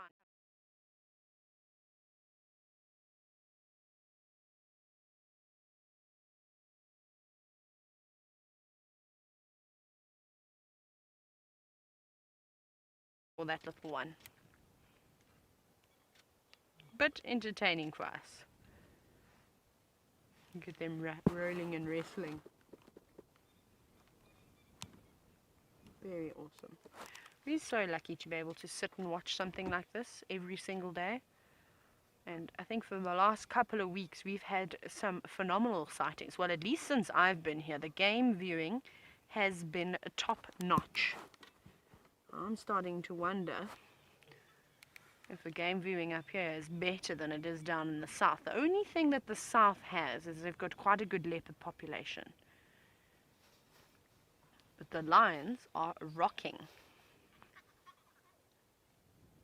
Oh, sounds like someone's getting into trouble down with the rest of the pride. Here we go. Now look at all. We've got 1, 2, 3, 4, 5 lion cubs here. We've just got 3 that have stayed behind. This is quite an amazing sight. So you're going to have to help me here. I can't get a full shot of all the cubs in the buffalo carcass. My lens is too long. So you're going to have to take some screenshots for me, so I can have a look and share them all a bit later. So remember to hashtag Safari Live on Twitter, and then you can even send questions to questions@wildearth.tv, and you can tag your screenshot. We've got another tree climbing lion, sorry everybody. They're now climbing on an apple leaf. Look at that. Goodness gracious. I wonder if these lions don't have any Kenyan blood or Tanzanian blood in them, that they are so fascinated with the tree. Now they're chasing each other. Full of beans today. This is truly wonderful. And it's nice, we've had a change of scenery as well. So we've had all different types of trees. First climbing a bush willow, now they've found this apple leaf to be quite a fun time. Let's see what you're going to do. Now, see how this female is now scraping out the stomach content, which they ideally should have done last night and pulled it all out at once.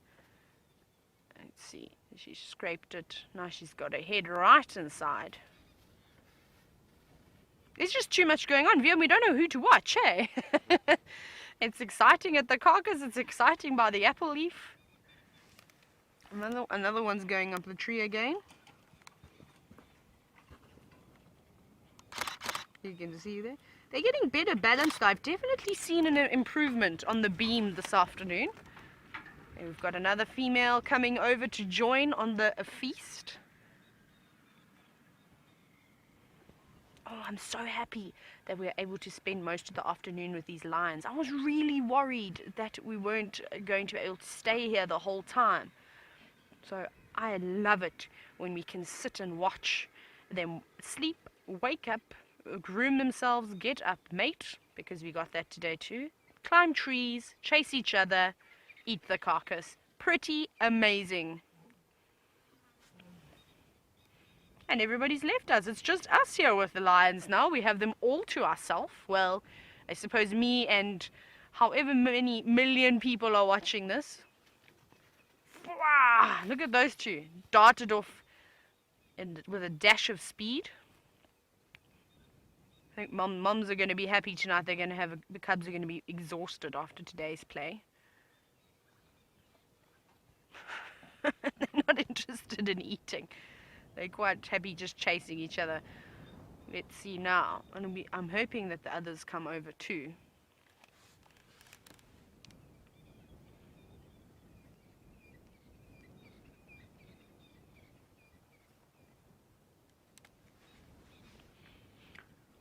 If we have a look at those two little, well, the cubs on the right that are just standing underneath that female.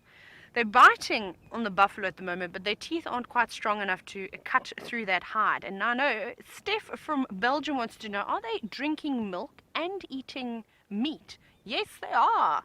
So Steph, they actually start eating solids from about 3 months old, which is quite young, but then they're also suckling. They usually are weaned at about 6 months.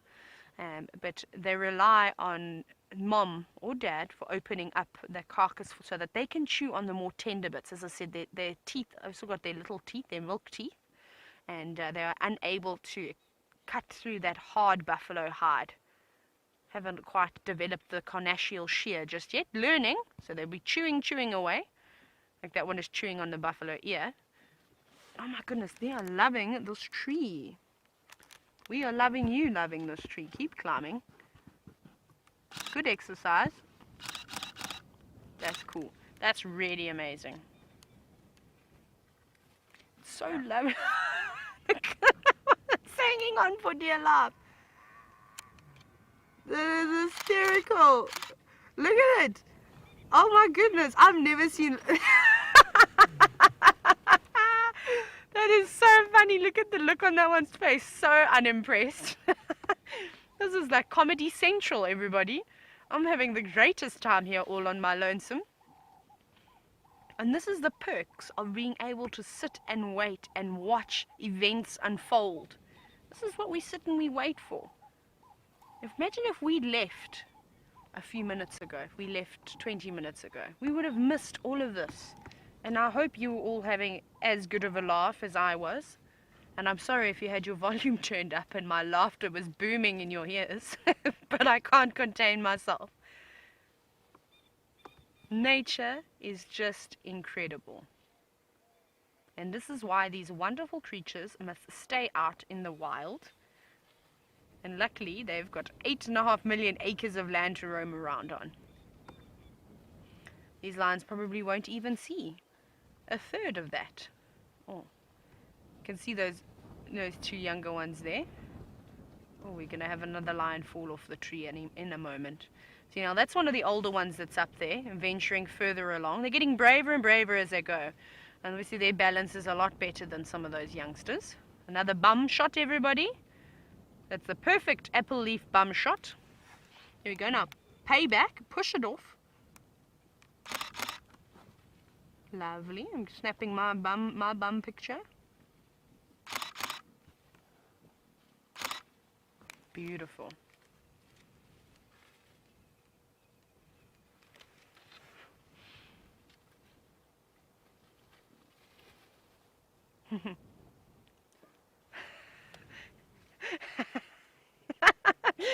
I'm loving all the questions and the comments that are coming in this afternoon. So thank you, JD. You made me giggle. JD says that a leopard's tail seems to be quite expressive, but a lion's tail seems to be made of wiggle wire. I love the use of alliteration there. Oh, 4 cats in a row. And they seem to have no control of it. So, JD, they do have control of it. However, these little ones don't quite know what to do with their tails just yet.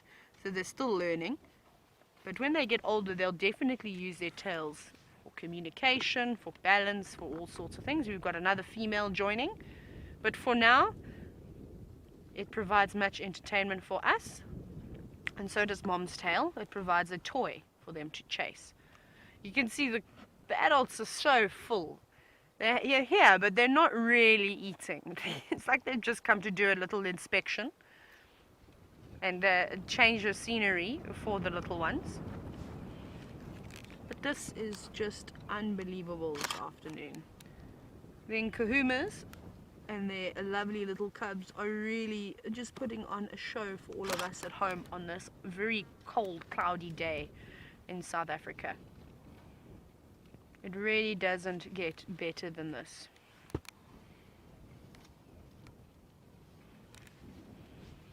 I love the way that they walk over the carcass like that. And something I must tell you, when I was sitting in final control yesterday, I was having a good chuckle at James when he was in the Mara, and he had that young lioness come over and try and re-kill the zebra. That was very funny. I thoroughly enjoyed watching that. Oh, they're getting brave. Someone's going to get hurt. It's like at home, everybody runs around, chases each other, and then someone starts crying, and then Mom comes over and reprimands everybody, and then the fun stops. It sort of happens a little bit with lions too. That one is, look at them, they're climbing about here.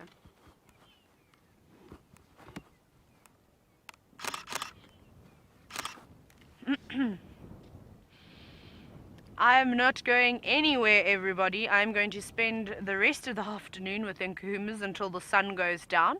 But let's go see what Brent Leo Smith has got and how he's doing this afternoon.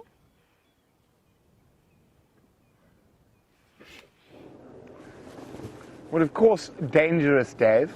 not downpour Dave, dangerous Dave, has and I have chosen possibly the worst day to go birding, but we are trying.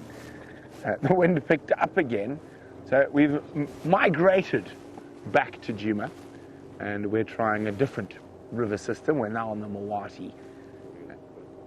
Audio is a bit muffled, I apologize. It is because I am cold and I have put many layers of clothing on. Wait, no, let me try it. There we go. Let's put it there. Is that better, Dave? There we go. Okay, now you can. Now I'm no longer muffled. Now,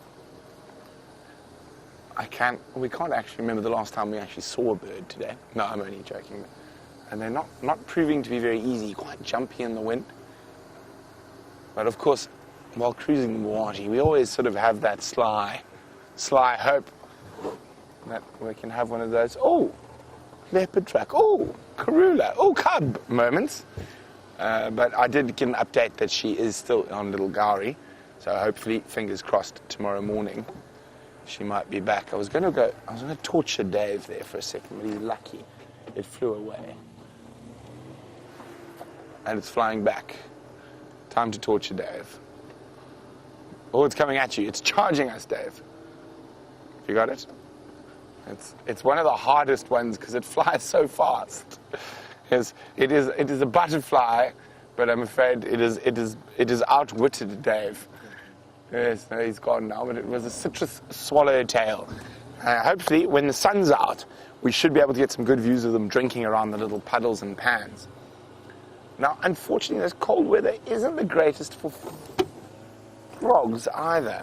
But as we get a little bit later, I'm definitely going to head towards some of the water and little pans, see if we can find a frog species or two.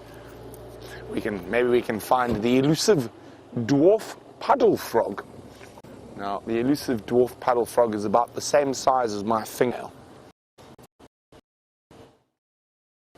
Mawati.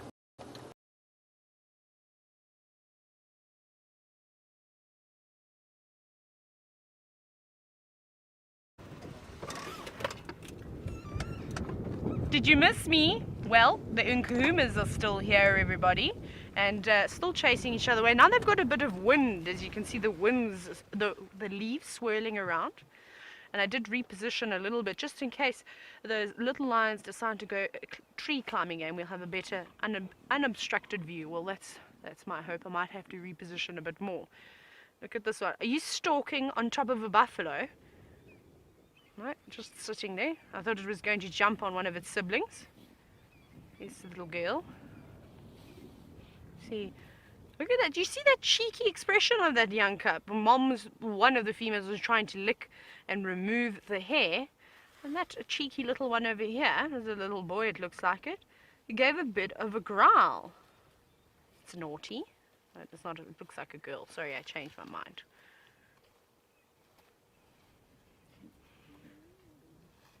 I hope you're able to hear some of these noises. It's quite amazing. Ooh. What are you doing? No one doesn't know if it's getting into trouble or if it's just a game. Run and hide! Run and hide! Let's see what's going to happen now. I'm sitting on the edge of my seat with excitement. This is so wonderful. Look at all those bums just wiggling as well on the carcass. It's a good bum shot, everybody. You've got a variety. Pity we don't have the buffalo's bum. That would have been perfect. Amazing. Oh my goodness, that one is right inside the carcass. Look at that. Hey? Oh, naughty. I can't wait to see what this little one's going to look like when it comes out, how dirty it's going to be. Going to be filthy. Mom is going to be very upset.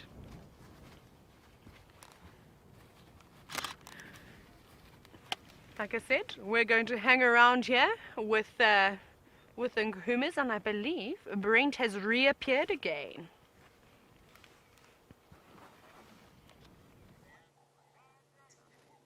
And another drainage line, another giraffe, except this one isn't skedaddling away from me. And this is a male, so we've seen both male and female giraffe. And of course, on the ever-present red-bulled oxpeckers, there's one, playing Who's the King of the Ossicone. He was not having any of that. So a big adult male. Oh, we can hear that. That's a Warburg's eagle calling. Now, they call quite often at this time of the year, at the beginning of the breeding season. He's also meandering off into the bush.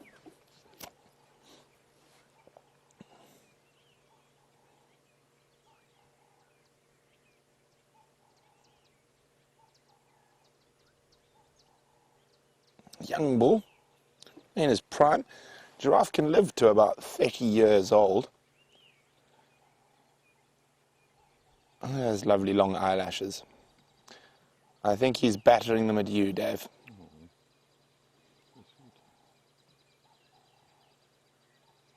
But listen to that. Dave, guess what I can hear? The white-throated robin. I can hear the nemesis. I can also hear a very loud sunbird behind us.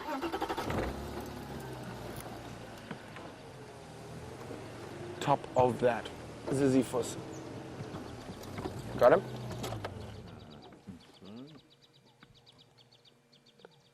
That is not a Ziziphus, Dave. Yes, that is the Ziziphus. There we go, top right, the highest branch. There we go. Now, there we go, beautiful. There's two males. Oh, it's such a pity about the color, the light behind them. But those are Morocco sunbirds. So one of the biggest sunbird species we get here. Hey, Dave, pulling out the sunbirds out of the hat. We didn't think we were going to have too much luck with them today. So here we go, Morocco sunbirds.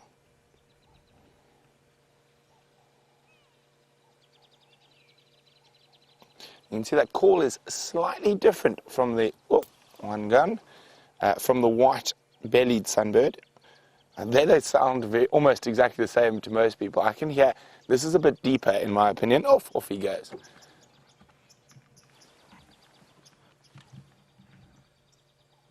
But it does keep on. I heard one little whistle from the white-throated nemesis. I think we should change his name to white-throated nemesis. White-throated nemesis bird. Not from the white-throated robin chat. But I had a feeling we might get some birds down in the Mawati. It's a little bit more protected from the wind. It's quite pleasant down here.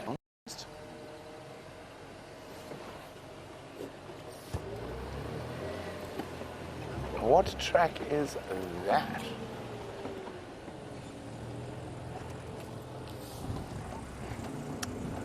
That is the hyena.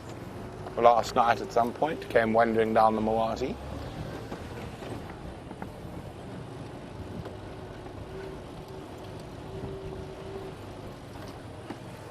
Now that nemesis made a peep in this little thicket here, would be my guess. Oh, there's another oriole.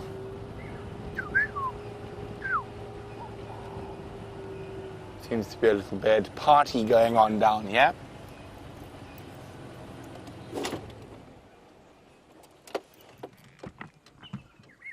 And you can hear that liquid chortle of the black-headed oriole. There we go. You can hear white-bellied sunbird. You hear that much more higher-pitched, well, for me anyway. There, Dad spotted the black-headed oriole.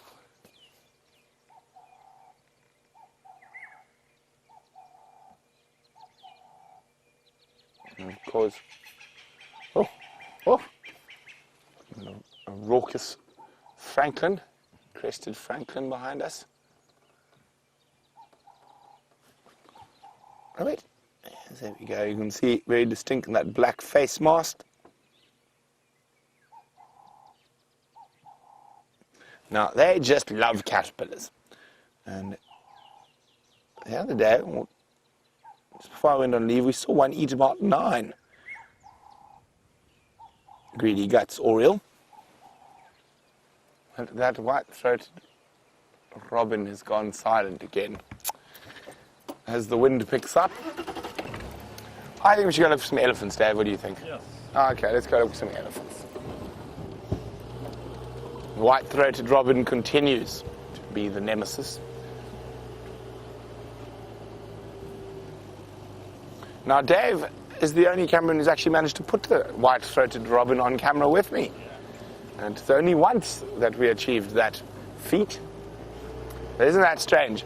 We've seen more live lion buffalo kills than white-throated robins on Safari Live.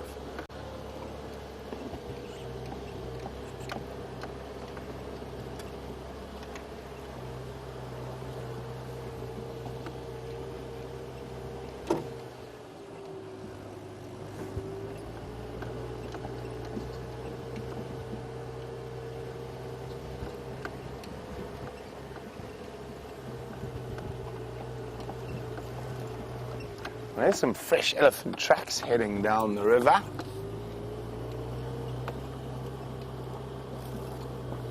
So I'm over this robin for today. Tomorrow is yet another day we shall try.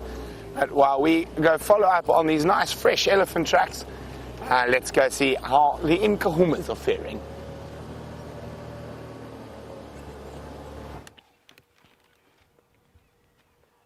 I don't know about all of you, but I am having the most amazing afternoon. VM and I were just saying we don't know where to look anymore. We've got these two who also seem to be trying to re-kill the buffalo. And then we've got the tree climbing lions of the Sabi Sands over there. We've got a termite mound. Can you see that one? Looks like it wants to go inside the termite, and one of the older cubs just at the back. You'll see that one over there. It's very exciting. We literally do not know where to look. And I'd be careful of sticking your paw in a termite mound because they can give you a nasty nick. No, that tree's too big, I think. Or maybe not. Yes, I think so. Very exciting. Attack the tree. Kill the tree.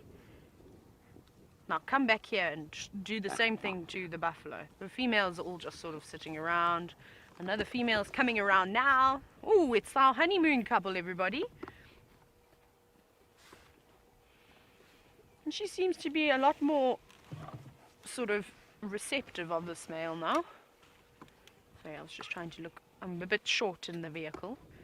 Yes, move out into the open of a nice clear view. He's very excited.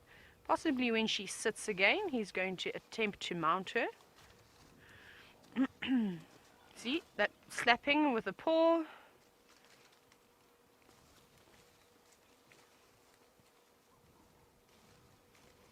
Come on, girl.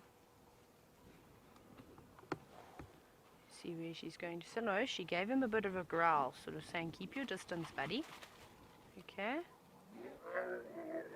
Ooh. Not happy with him. I'm maybe going to take a little bit more courting on this male side. We are surrounded by lions.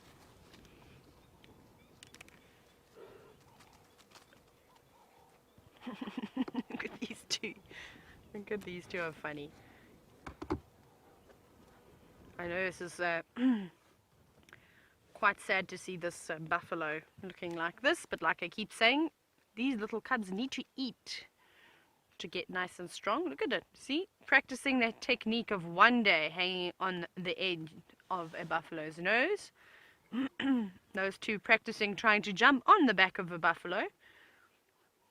That lion was not impressed with it. Oh, sure.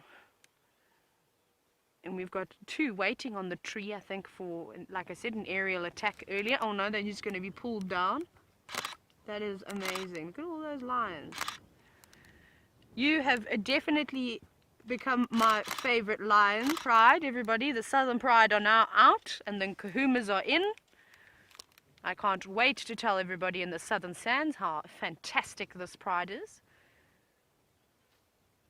Game viewing, I keep saying this, is just to die for.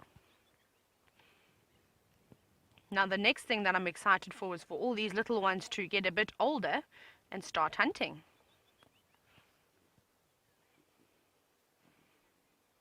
I'll Arcadia has made a very good point, everybody. Arcadia thinks that the reason why these lions are climbing trees is to practice their balance for when they will one day need to jump on the backs of the buffalo. Now, that's probably 100% true. This little one, however, has given me grief all afternoon. And I'm going to have to give you a stern, I'm going to have to speak to your mother about your behavior. You go with the evil eye we're getting. Sorry, everybody, my hat's blown off. I'm just putting my hat down on my head. And this little one keeps stalking me. I'm not a buffalo. I'm not to be eaten.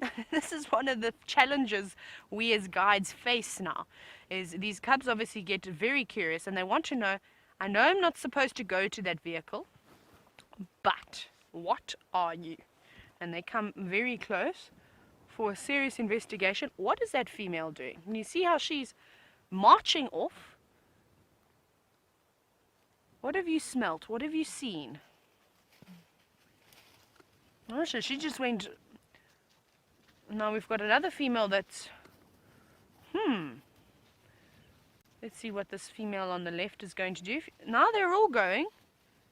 Wonder if they're going to drink water now. You see this?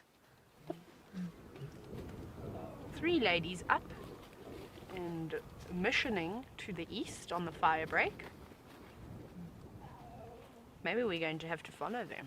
I think we're going to have to follow them. It's starting to get freezing, everybody. I'm at some point going to have to put a jacket on. But not yet. The adrenaline is keeping me warm. This icy wind that's coming through is not nice.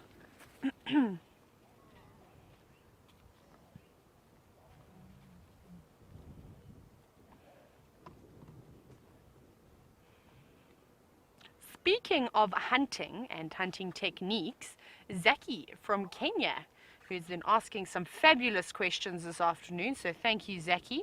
Zaki wants to know, does the weather sort of have an effect on the way that the cats hunt? Now, yes, it does. Now, a number of different reasons. One, a nice cool day like today, there's lots of clouds, as also it means that this evening is going to be nice and cloudy.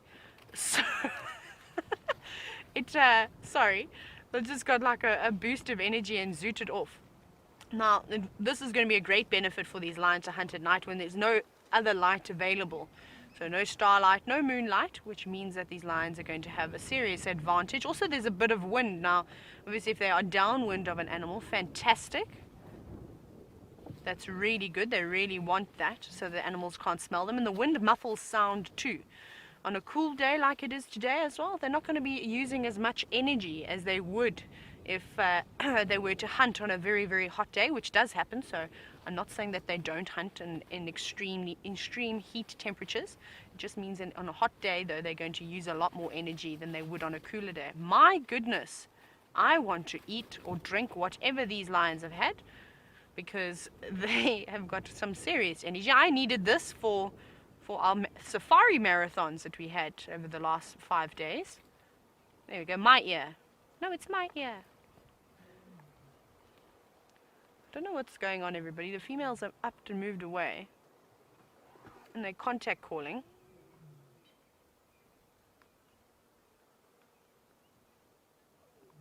I don't know if you can hear the contact call. I think let's follow those females. So we're going to do a bit of repositioning again, everybody. You can see those 2 are still up.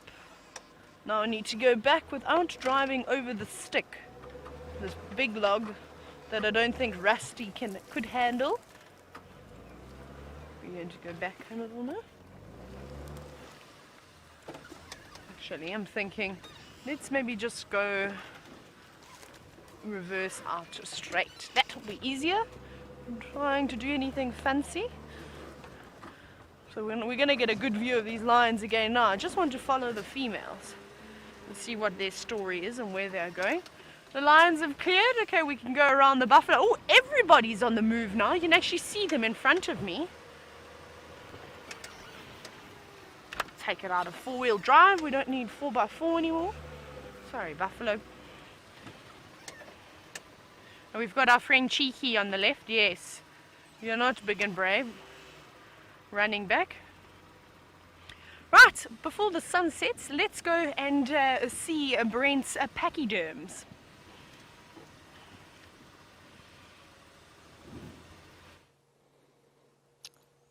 So there we go, we caught up with those elephants. I'm pretty sure those tracks we saw in the Mawati is this herd. Actually looks like quite a big herd, maybe 30 or so. We're right on the periphery. And it's got a single female and her wonderful little calf at the moment. Now you've always got to be a little bit cautious with elephants in the wind. But so far they look nice and relaxed. Hey little guy. Little girl.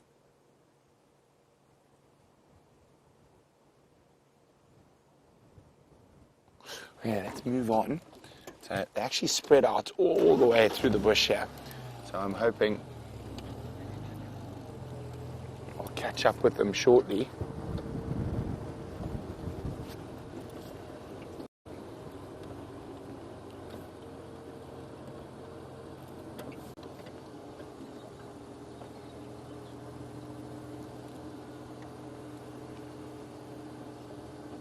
So they're all moving opposite us. I'm going to go up ahead of them and then just switch off and let them move towards us. Hello, Eddies.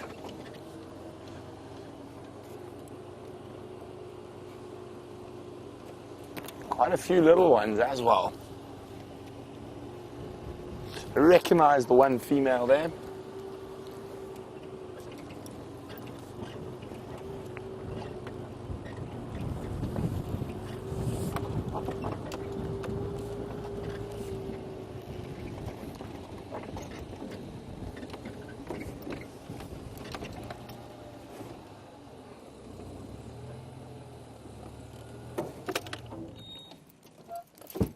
There we go, a massive marula and a massive herd of elephants.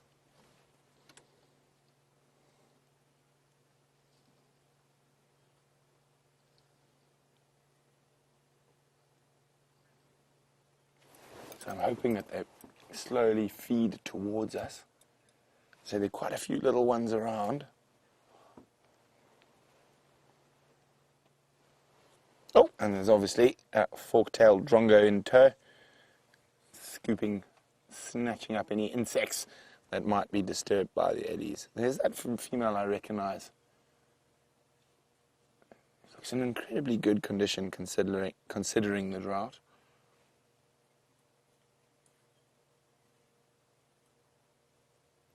Very tall, quite a tall female.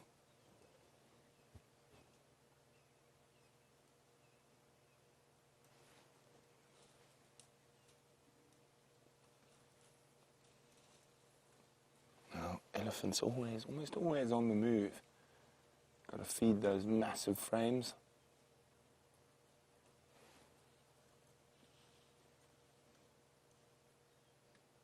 Every little morsel counts. Oh, isn't that amazing? I just love that sound.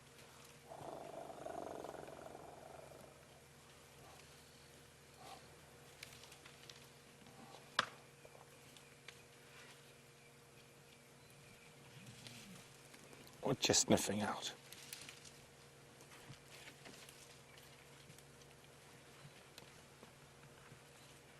There we go. Hello, madam. There we go. They're doing exactly what I hoped. They're going to walk right up to us.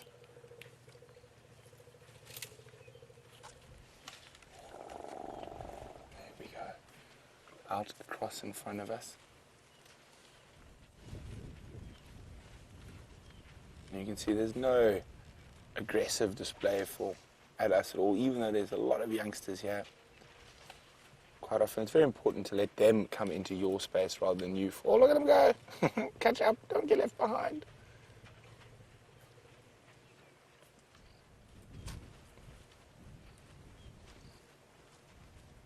How many have we got in front of us here? 1, 2, 3, 4, 5, 6, 7, 8. 9, 10. There's a few more behind the bush, so probably about 15. And it sounds like there's some more further on, but I think we're going to stick with these ones.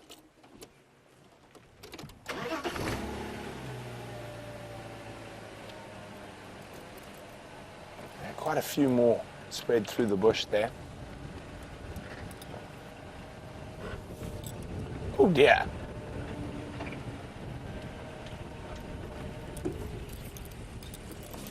That's a new development.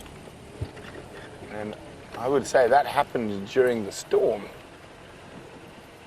That wasn't an elephant that pushed over this large tree. It was dead, and I think the wet and the wind caused the roots to come out and it to fall over. Now, of course, that is indirectly from elephants. By debarking that knobthorn, they caused it to expire. So there we go.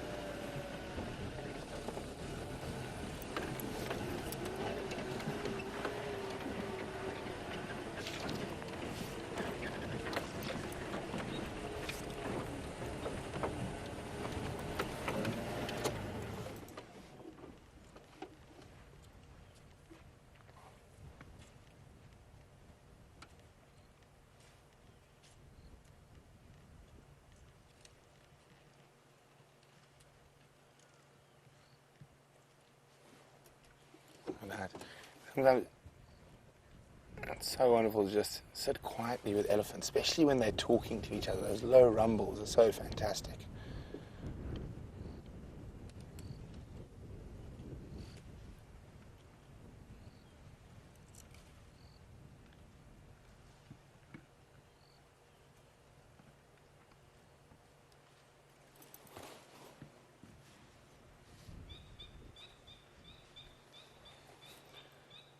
Now, Natasha's wondering whether two elephants of the same age could be of different sizes, like people. And yes, of course, Natasha. And a lot depends on genetics and nutrients when they're young. Now, even here, you've got a couple of adult females that are of different size. I'd say she's the biggest, coming up behind us, of all the females that are in this herd. There she is there.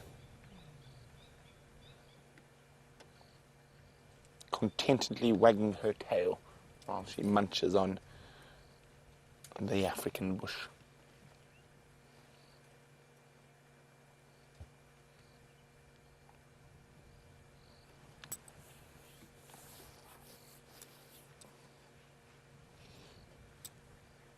You can see when elephant herds feed, they can be quite spread out.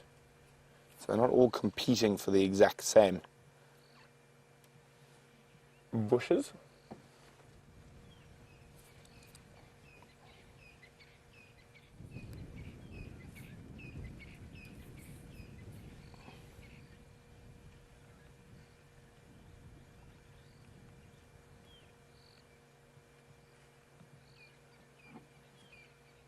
I'm always amazed at how dexterous they are with their trunks.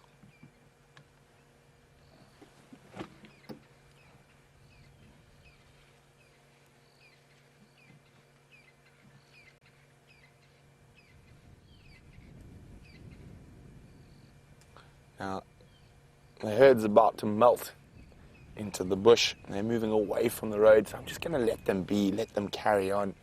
But Taylor's got the Nkumas quenching their thirst.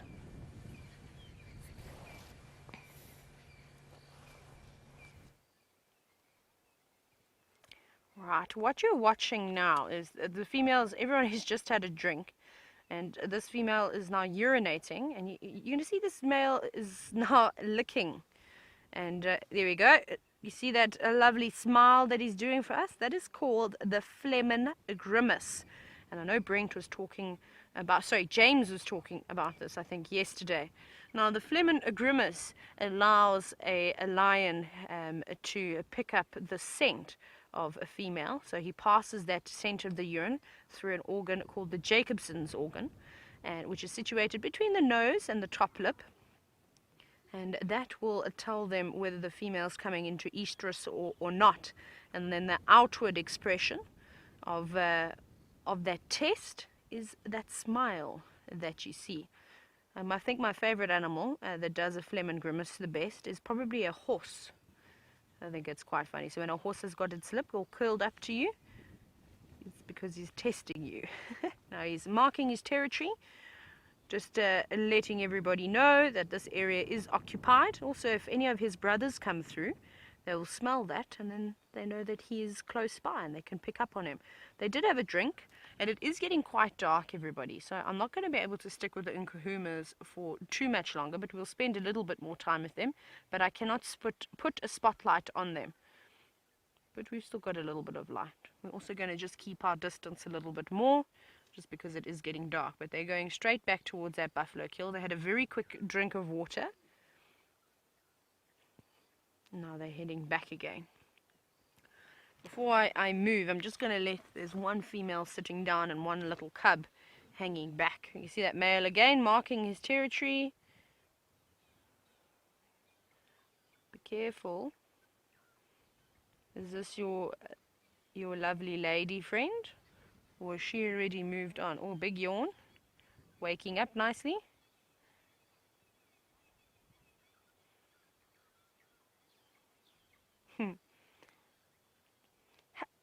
Hello, Gracie. Gracie says this afternoon that she's so happy that the little lion cubs managed to get some food, and they've also got toys to play with. So that's very nice. Thank you, Gracie. I'm so glad you're enjoying the show as normal.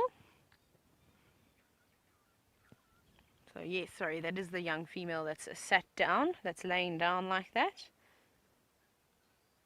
And they've blocked the road. So we'll just watch from over here. Like I said, we're going to just keep our distance a little bit more now with the light fading.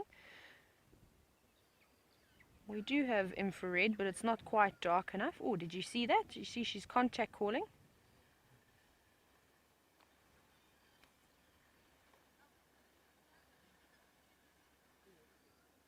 Just letting off very, very soft. There we go.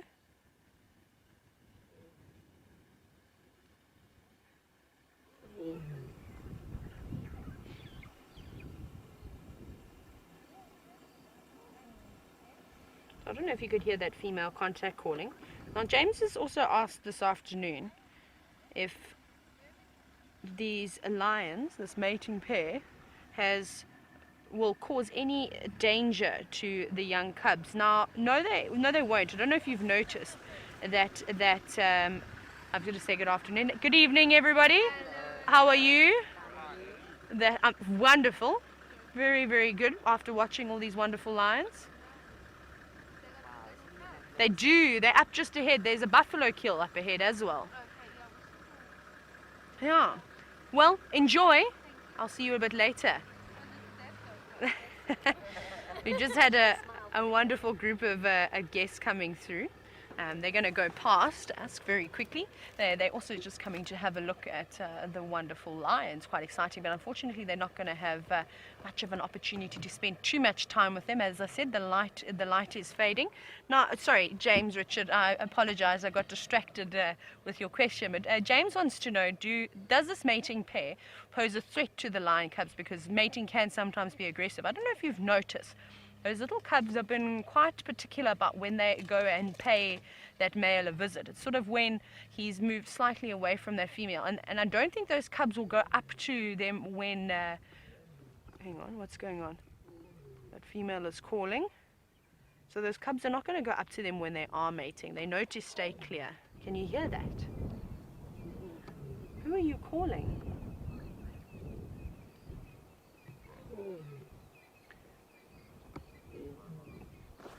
Let me try and move up a little bit further, everybody. But that one female is calling quite a bit. It's getting very dark now, everybody. We're actually going to have to leave very shortly. Right, I'm just going to park up over here. See if she's still contact calling. As you can see, I also put my big jacket on because it's very cold now.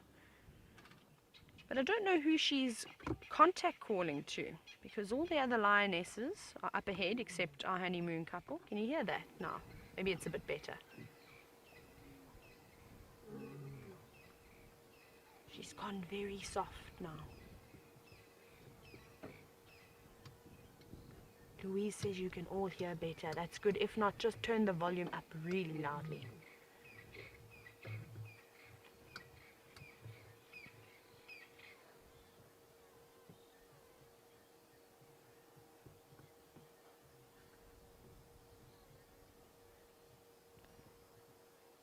Now she's gone quiet.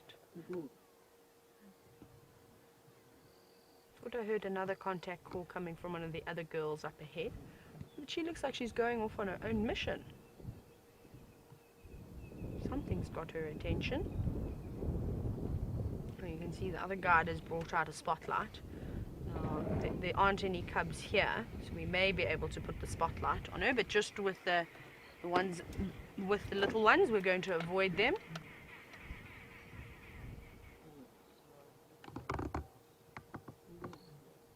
She's very vocal. Let me reposition again, everyone. Just roll back. Right, that's not.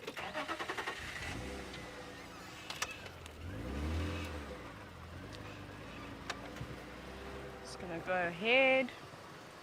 Just see.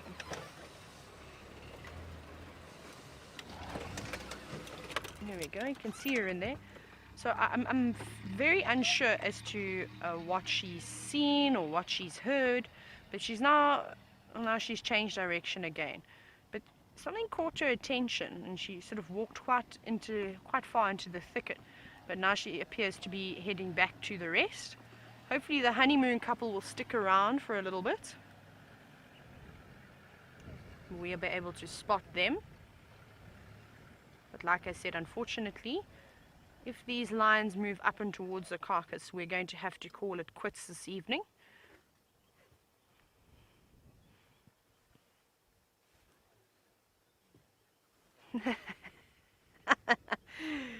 So I was saying how I'm very uncertain as to what that lioness was calling for, and Jackie had a brilliant response. Thank you very much for being very quick on the finger. Jackie thinks that she is calling for a more handsome male lion. You know, Jackie, I must tell you that this Birmingham boy is actually warming up to me. Now, I wasn't too fond of him in the beginning, but after seeing his reaction to all those young cubs jumping up on him and him being so placid around them, I don't know, I may be attracted to this male lion. Like I said, I've never seen that before. It was really amazing. So I'm actually starting to like him quite a lot. He seems to be very gentle-natured, unlike the two other Birminghams that I've seen. And there the honeymoon couple go off into the distance. We're going to watch them disappear into the distance, as we are not going to be able to put the spotlight, like I said, on those cubs. And it is getting quite dark now, and I think they've been harassed by us for most of the afternoon and deserve a little break from all the cameras and all the action. But they've been very well behaved, and there they go into the distance. Isn't that a wonderful way to end the lions? I thought it was quite great. They did everything and more. So we're going to leave them now, and we're going to carry on and see what other creatures we can find that come out into the night. So for those of you that are just watching this show for the first time, you're going to see I'm armed with a spotlight, as you saw just now. Now, I'm not going to shine my spotlight on any diurnal animals. So when I say diurnal, it means all animals that come out during the day. We're going to leave those ones alone. So the elephants and the buffalo, just because their eyes don't adjust very well to this darkened light, whereas the nocturnal creatures, so things like lions, leopards, hyenas, and jackals, as well as bush babies, honey badgers, aardvark or anteaters, all those creatures are nocturnal. They've got very good nighttime vision, and we are able to actually shine the spotlight on them without it affecting their eyes at all. So we will be able to look for things like that. Now, it is a bit chilly. However, I've never seen so many bush babies in my entire life as to the amount of bush babies I've seen since I've been here. It's quite spectacular. I used to think these animals, you'd never see them. And you just catch a quick glimpse of them every now and then. Well, They're very common, which is quite nice. So that's possibly going to be one of the things we'll be looking for this evening. If they're going to be around, I don't know. I could have just jinxed them. Oh, I'm revving. There we go. Maybe I must just take a vehicle out of 4x4. Perfect. And now the search will start for the nighttime critters. And because it's cold, I don't know if we're going to see any creepy crawlies, any millipedes, any scorpions, any spiders. Probably not this evening. Maybe some owls. Oh, good. I haven't seen any owls since I've been here. Oh no, I lied. I've seen one scops owl. I have seen an owl. It would be nice to see what else. A Verreaux's eagle owl. I've heard a few of them calling very early in the morning, but I have yet to see one here yet. If you don't know what a Verreaux's eagle owl is, it's the largest species of owl that we get. It's got pink eyelids. It's got quite a bit of white and grey on it, and they're massive. Really, really big owls. If you've seen a scops owl, they're probably about 20 times the size of a scops owl. And chameleons. We haven't seen our first chameleon yet this year, so that's something that we are looking for as well, but they do prefer the warmer weather. So hopefully one of these evenings we'll find some out and about.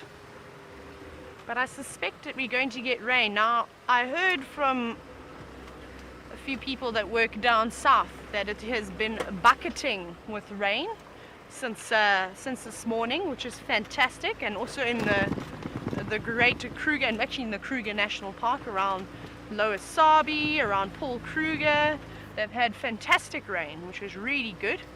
And the weather seems to be coming from that area. The clouds are now dropping slightly. I'm just looking up, checking, and they're getting a nice, do you see that? Look at that. See, they're becoming nice, dark and grey, which is good for us. So hopefully we build up some cumulonimbus clouds. Though ideally we want some, if we do want cumulonimbus clouds to bring us a nice thunderstorm. We had a spectacular thunderstorm, the first set of rain that we got. It was quite frightening. I'm going to admit that I was a little bit scared. I didn't sleep very well that night, and it wasn't a quick thunderstorm that we normally get in these areas. This one lasted for about 6 hours, maybe even a bit longer, maybe even 8 hours. And every time I just sorry, I'm trying to say too many words with S's at the same time.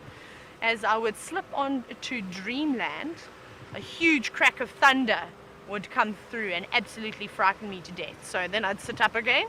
So I read lots though, and I studied a bit more and did all sorts of other things other than sleep. And then I think at about 4:30, the thunder finally stopped. Then I had to get up for game drive. So it was good. I had a siesta that afternoon though. It was much appreciated. Oh, and we're going to be checking the puddles of water too. Like Brent said, we're looking for some of the puddled frogs. Now, I've never seen a puddled frog before. I've obviously heard them calling, and I've seen lots of photos of them, so it'd be really nice to find one tonight. I'm very keen on amphibians, everybody. I just need to get back into it again, as it's been a while since the frogs and the toads have been out. So it'll take me a few days of listening to their calls again. I even have the frog calls on my phone. Can you believe that? Not just the bird calls, the frog calls too. So every day I'll try and listen to a few of them and try and remember them. But it does help when you hear them out in the bush and associate them with something else. That's nice. So we've been hearing the Tandy sand frog quite a bit.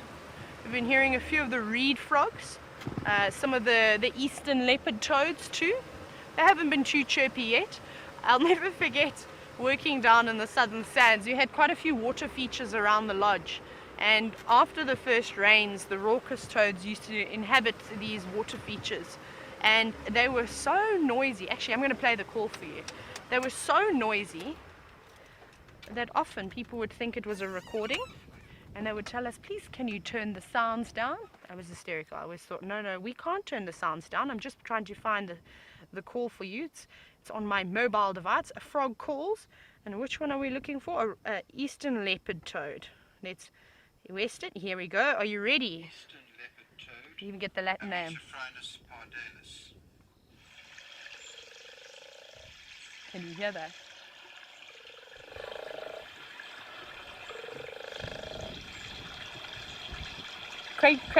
Quite crazy, isn't it? Now I'm going to play you another one of, I think is it, yes? Let's go this one. Listen to this one. This is another one that we hear quite a bit. Now imagine when you've got about 10 of these and they're all calling at exactly the same time. Well, not at the same time, in between each other. I was chatting about time sharing for 3 or 4 hours in the night. It's quite painful. And I have a few times actually had to go and remove lots of toads and frogs from swimming pools in the middle of the night. Hang on, do I have a bush baby? Maybe I have a bush baby. Let's see if it's going to hang around. Can you see it there, Viam? It's a bit far. You see those little eyes?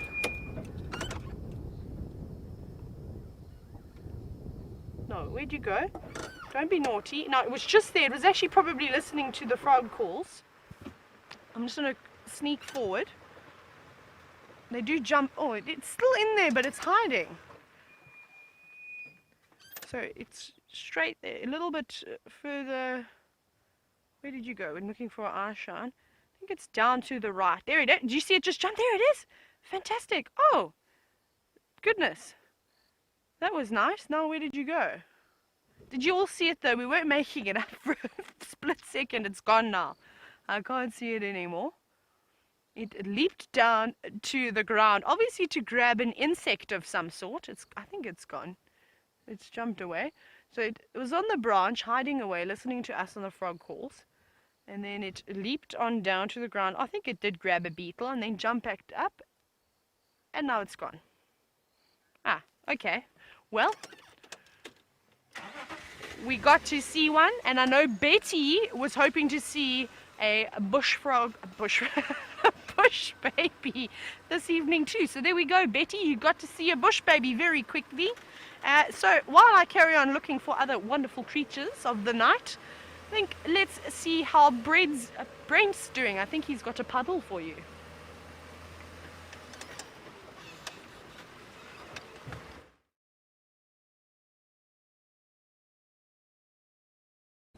Now, this windy weather is not great for frogs. So, of course, their predators are quite diverse, owls being one of them.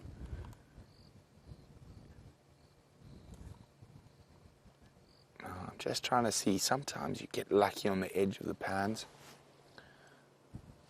But also, we're not really going to see a lot of the more aquatic species of frogs just yet. So they need nice grass cover on the edge, and that hasn't quite grown yet, as you can see over there. So there's not much place for them to hide in the grass and call safely.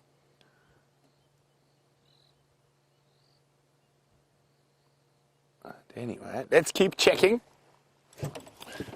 No luck at Chile Pan, which means frog pan. There ain't no frogs at the frog pan.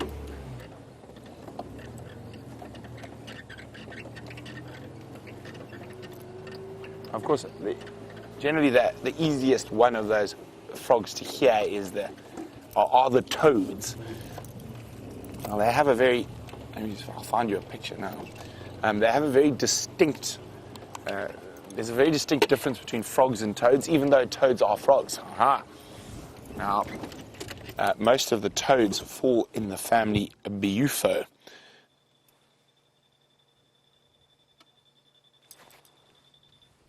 There's another. Oh, now I've got to test my frog knowledge. That actually sounds like a golden leaf-folding frog. I haven't heard one of those in months. It's been so long since I heard frogs. Excuse me if I'm a bit rusty, but I can hear one calling. There's another little wallow here. Very high-pitched. I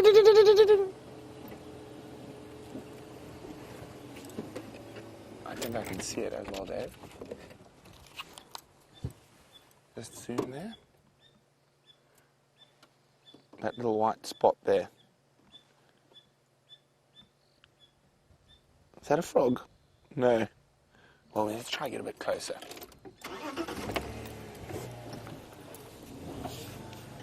Now, with all the frogs, they all live in different spots. That's not a frog. Now, I'm guessing that frog is going to be calling from a protected area like that.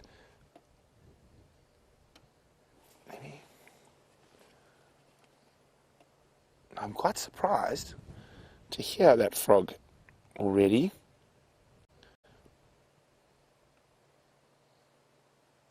Let me see.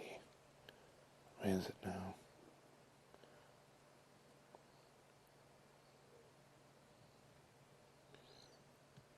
It's gone quiet now that we're a bit closer.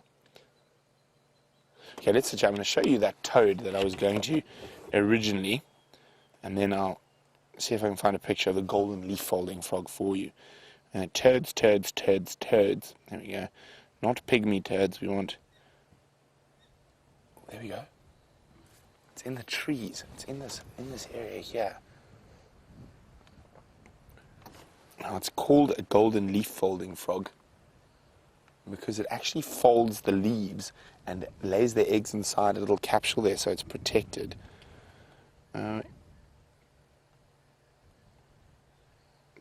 Any toad will do. There we go. That's a more common one. The eastern olive toad. Oh, I pushed the wrong button. No, we don't want that. Oh, there we go. We want the picture. There's the picture of the toad. Now, oh, it won't let me zoom. Okay, you're going to have to zoom for me, Dave. You see there's that protrusion behind its eyes. Now, that's called a bufo gland, and it releases bufotoxin. So if any of you had pets, dogs or cats at home, that grab hold of a toad, and they start foaming at the mouth, it's their defensive mechanism against being eaten. So there we go. Oopsie, there's a toad. Okay. Now let me just quickly look for these. There we go. Golden.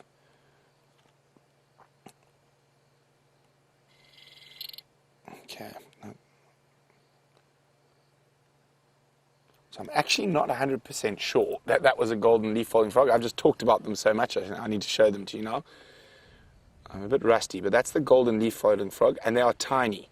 I mean, really tiny. That's probably this big. I mean, literally a little bit bigger than my thumbnail. But they are exquisite, and they are quite common here, so hopefully if we get a bit more rain, we'll be able to find you some of them.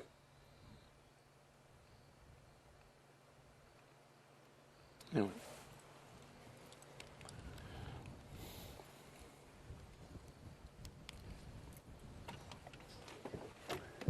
Well, I'm going to keep moving. Hopefully something else pops up. Hi, Jamie Lynn. Jamie Lynn would like to know why or how do the frogs make the sounds that they make, and why are they all different? Well, there's a couple of very good reasons for all of that. So we'll start with the why. And when most things make a noise, it's to attract the ladies or to protect territory. So it is territorial calls and attracting of mate calls.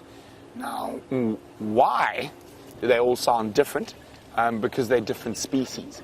And also quite often female frogs will choose a male frog based on his voice. Who's the loudest, who's the clearest. That's how they often choose their mates.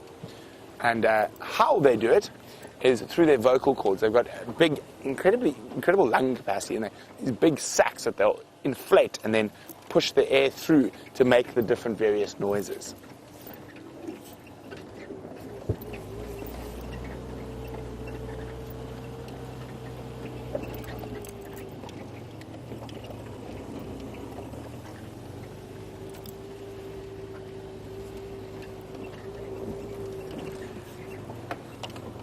Hi, Debbie in Vancouver. Debbie says, once the frogs are really out, she'd love to challenge myself and Taylor to an amphibian competition. I don't think we'll need too much encouraging there, Debbie. I'm a great fan of the amphibians.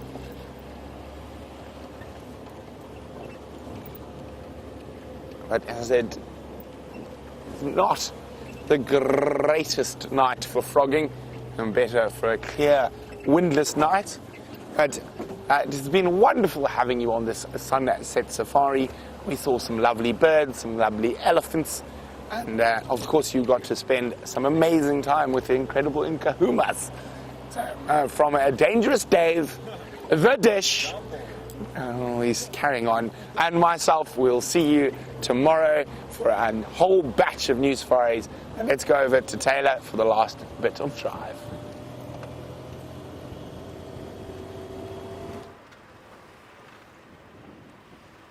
We haven't found anything else just yet. We're looking though. We're scanning the trees, looking on the ground, waiting to see that tapetum flash reflect back at us. Ooh, hang on. Whose footprints do I have? Hang on everybody, I just want to have a very quick look as to whose big footprint I have. Looks like a lion's footprint, I think. Let me just double check. So it's going to be difficult for all of you to see because I will need to just try and have a look as well. Oh no. Looks like a very big hyena. And I want to just show you something. I'm going to go back.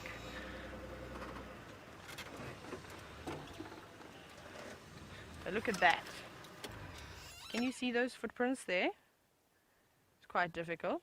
Now they look massive. They look like they're bigger than the size of my hand. So when I first looked at them from the distance, I thought, whoa, a lion has walked here. However, it's not. It is hyena footprints. But just displayed very largely in the soft sand. So that can be quite tricky. And that's why it's always good just to double check. But there were some clearer hyena tracks up on here. So let's carry on down this road. They don't seem to be too old. I just saw some more fresh ones on the left-hand side of the on the road. Maybe we manage to pick up on this hyena that was trotting down here. That would be nice, wouldn't it? A good way to end the show. Woo!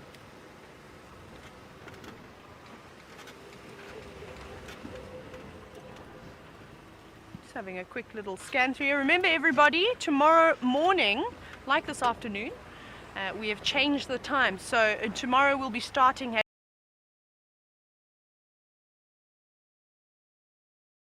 half an hour earlier to the times that you've been used to.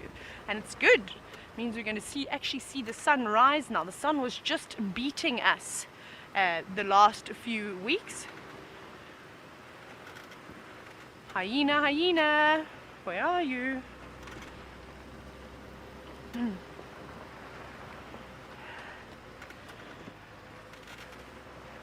So, quick question for VM. James Richard wanted to know VM's opinion, if he thinks that the Pride of Lions was good enough instead of finding the leopard that he was hoping for. And I can see a big grin on VM's face. He's actually disagreeing. He would have preferred a leopard. I loved it though. Now everybody, it's been an absolutely wonderful afternoon with all of you once again. We have to say a big thank you to the Nkahumas because they put on a wonderful show for us, and thank you to the lovely ladies in Final Control. I hope to see you all tomorrow morning bright and early. For myself and VM, have a lovely day.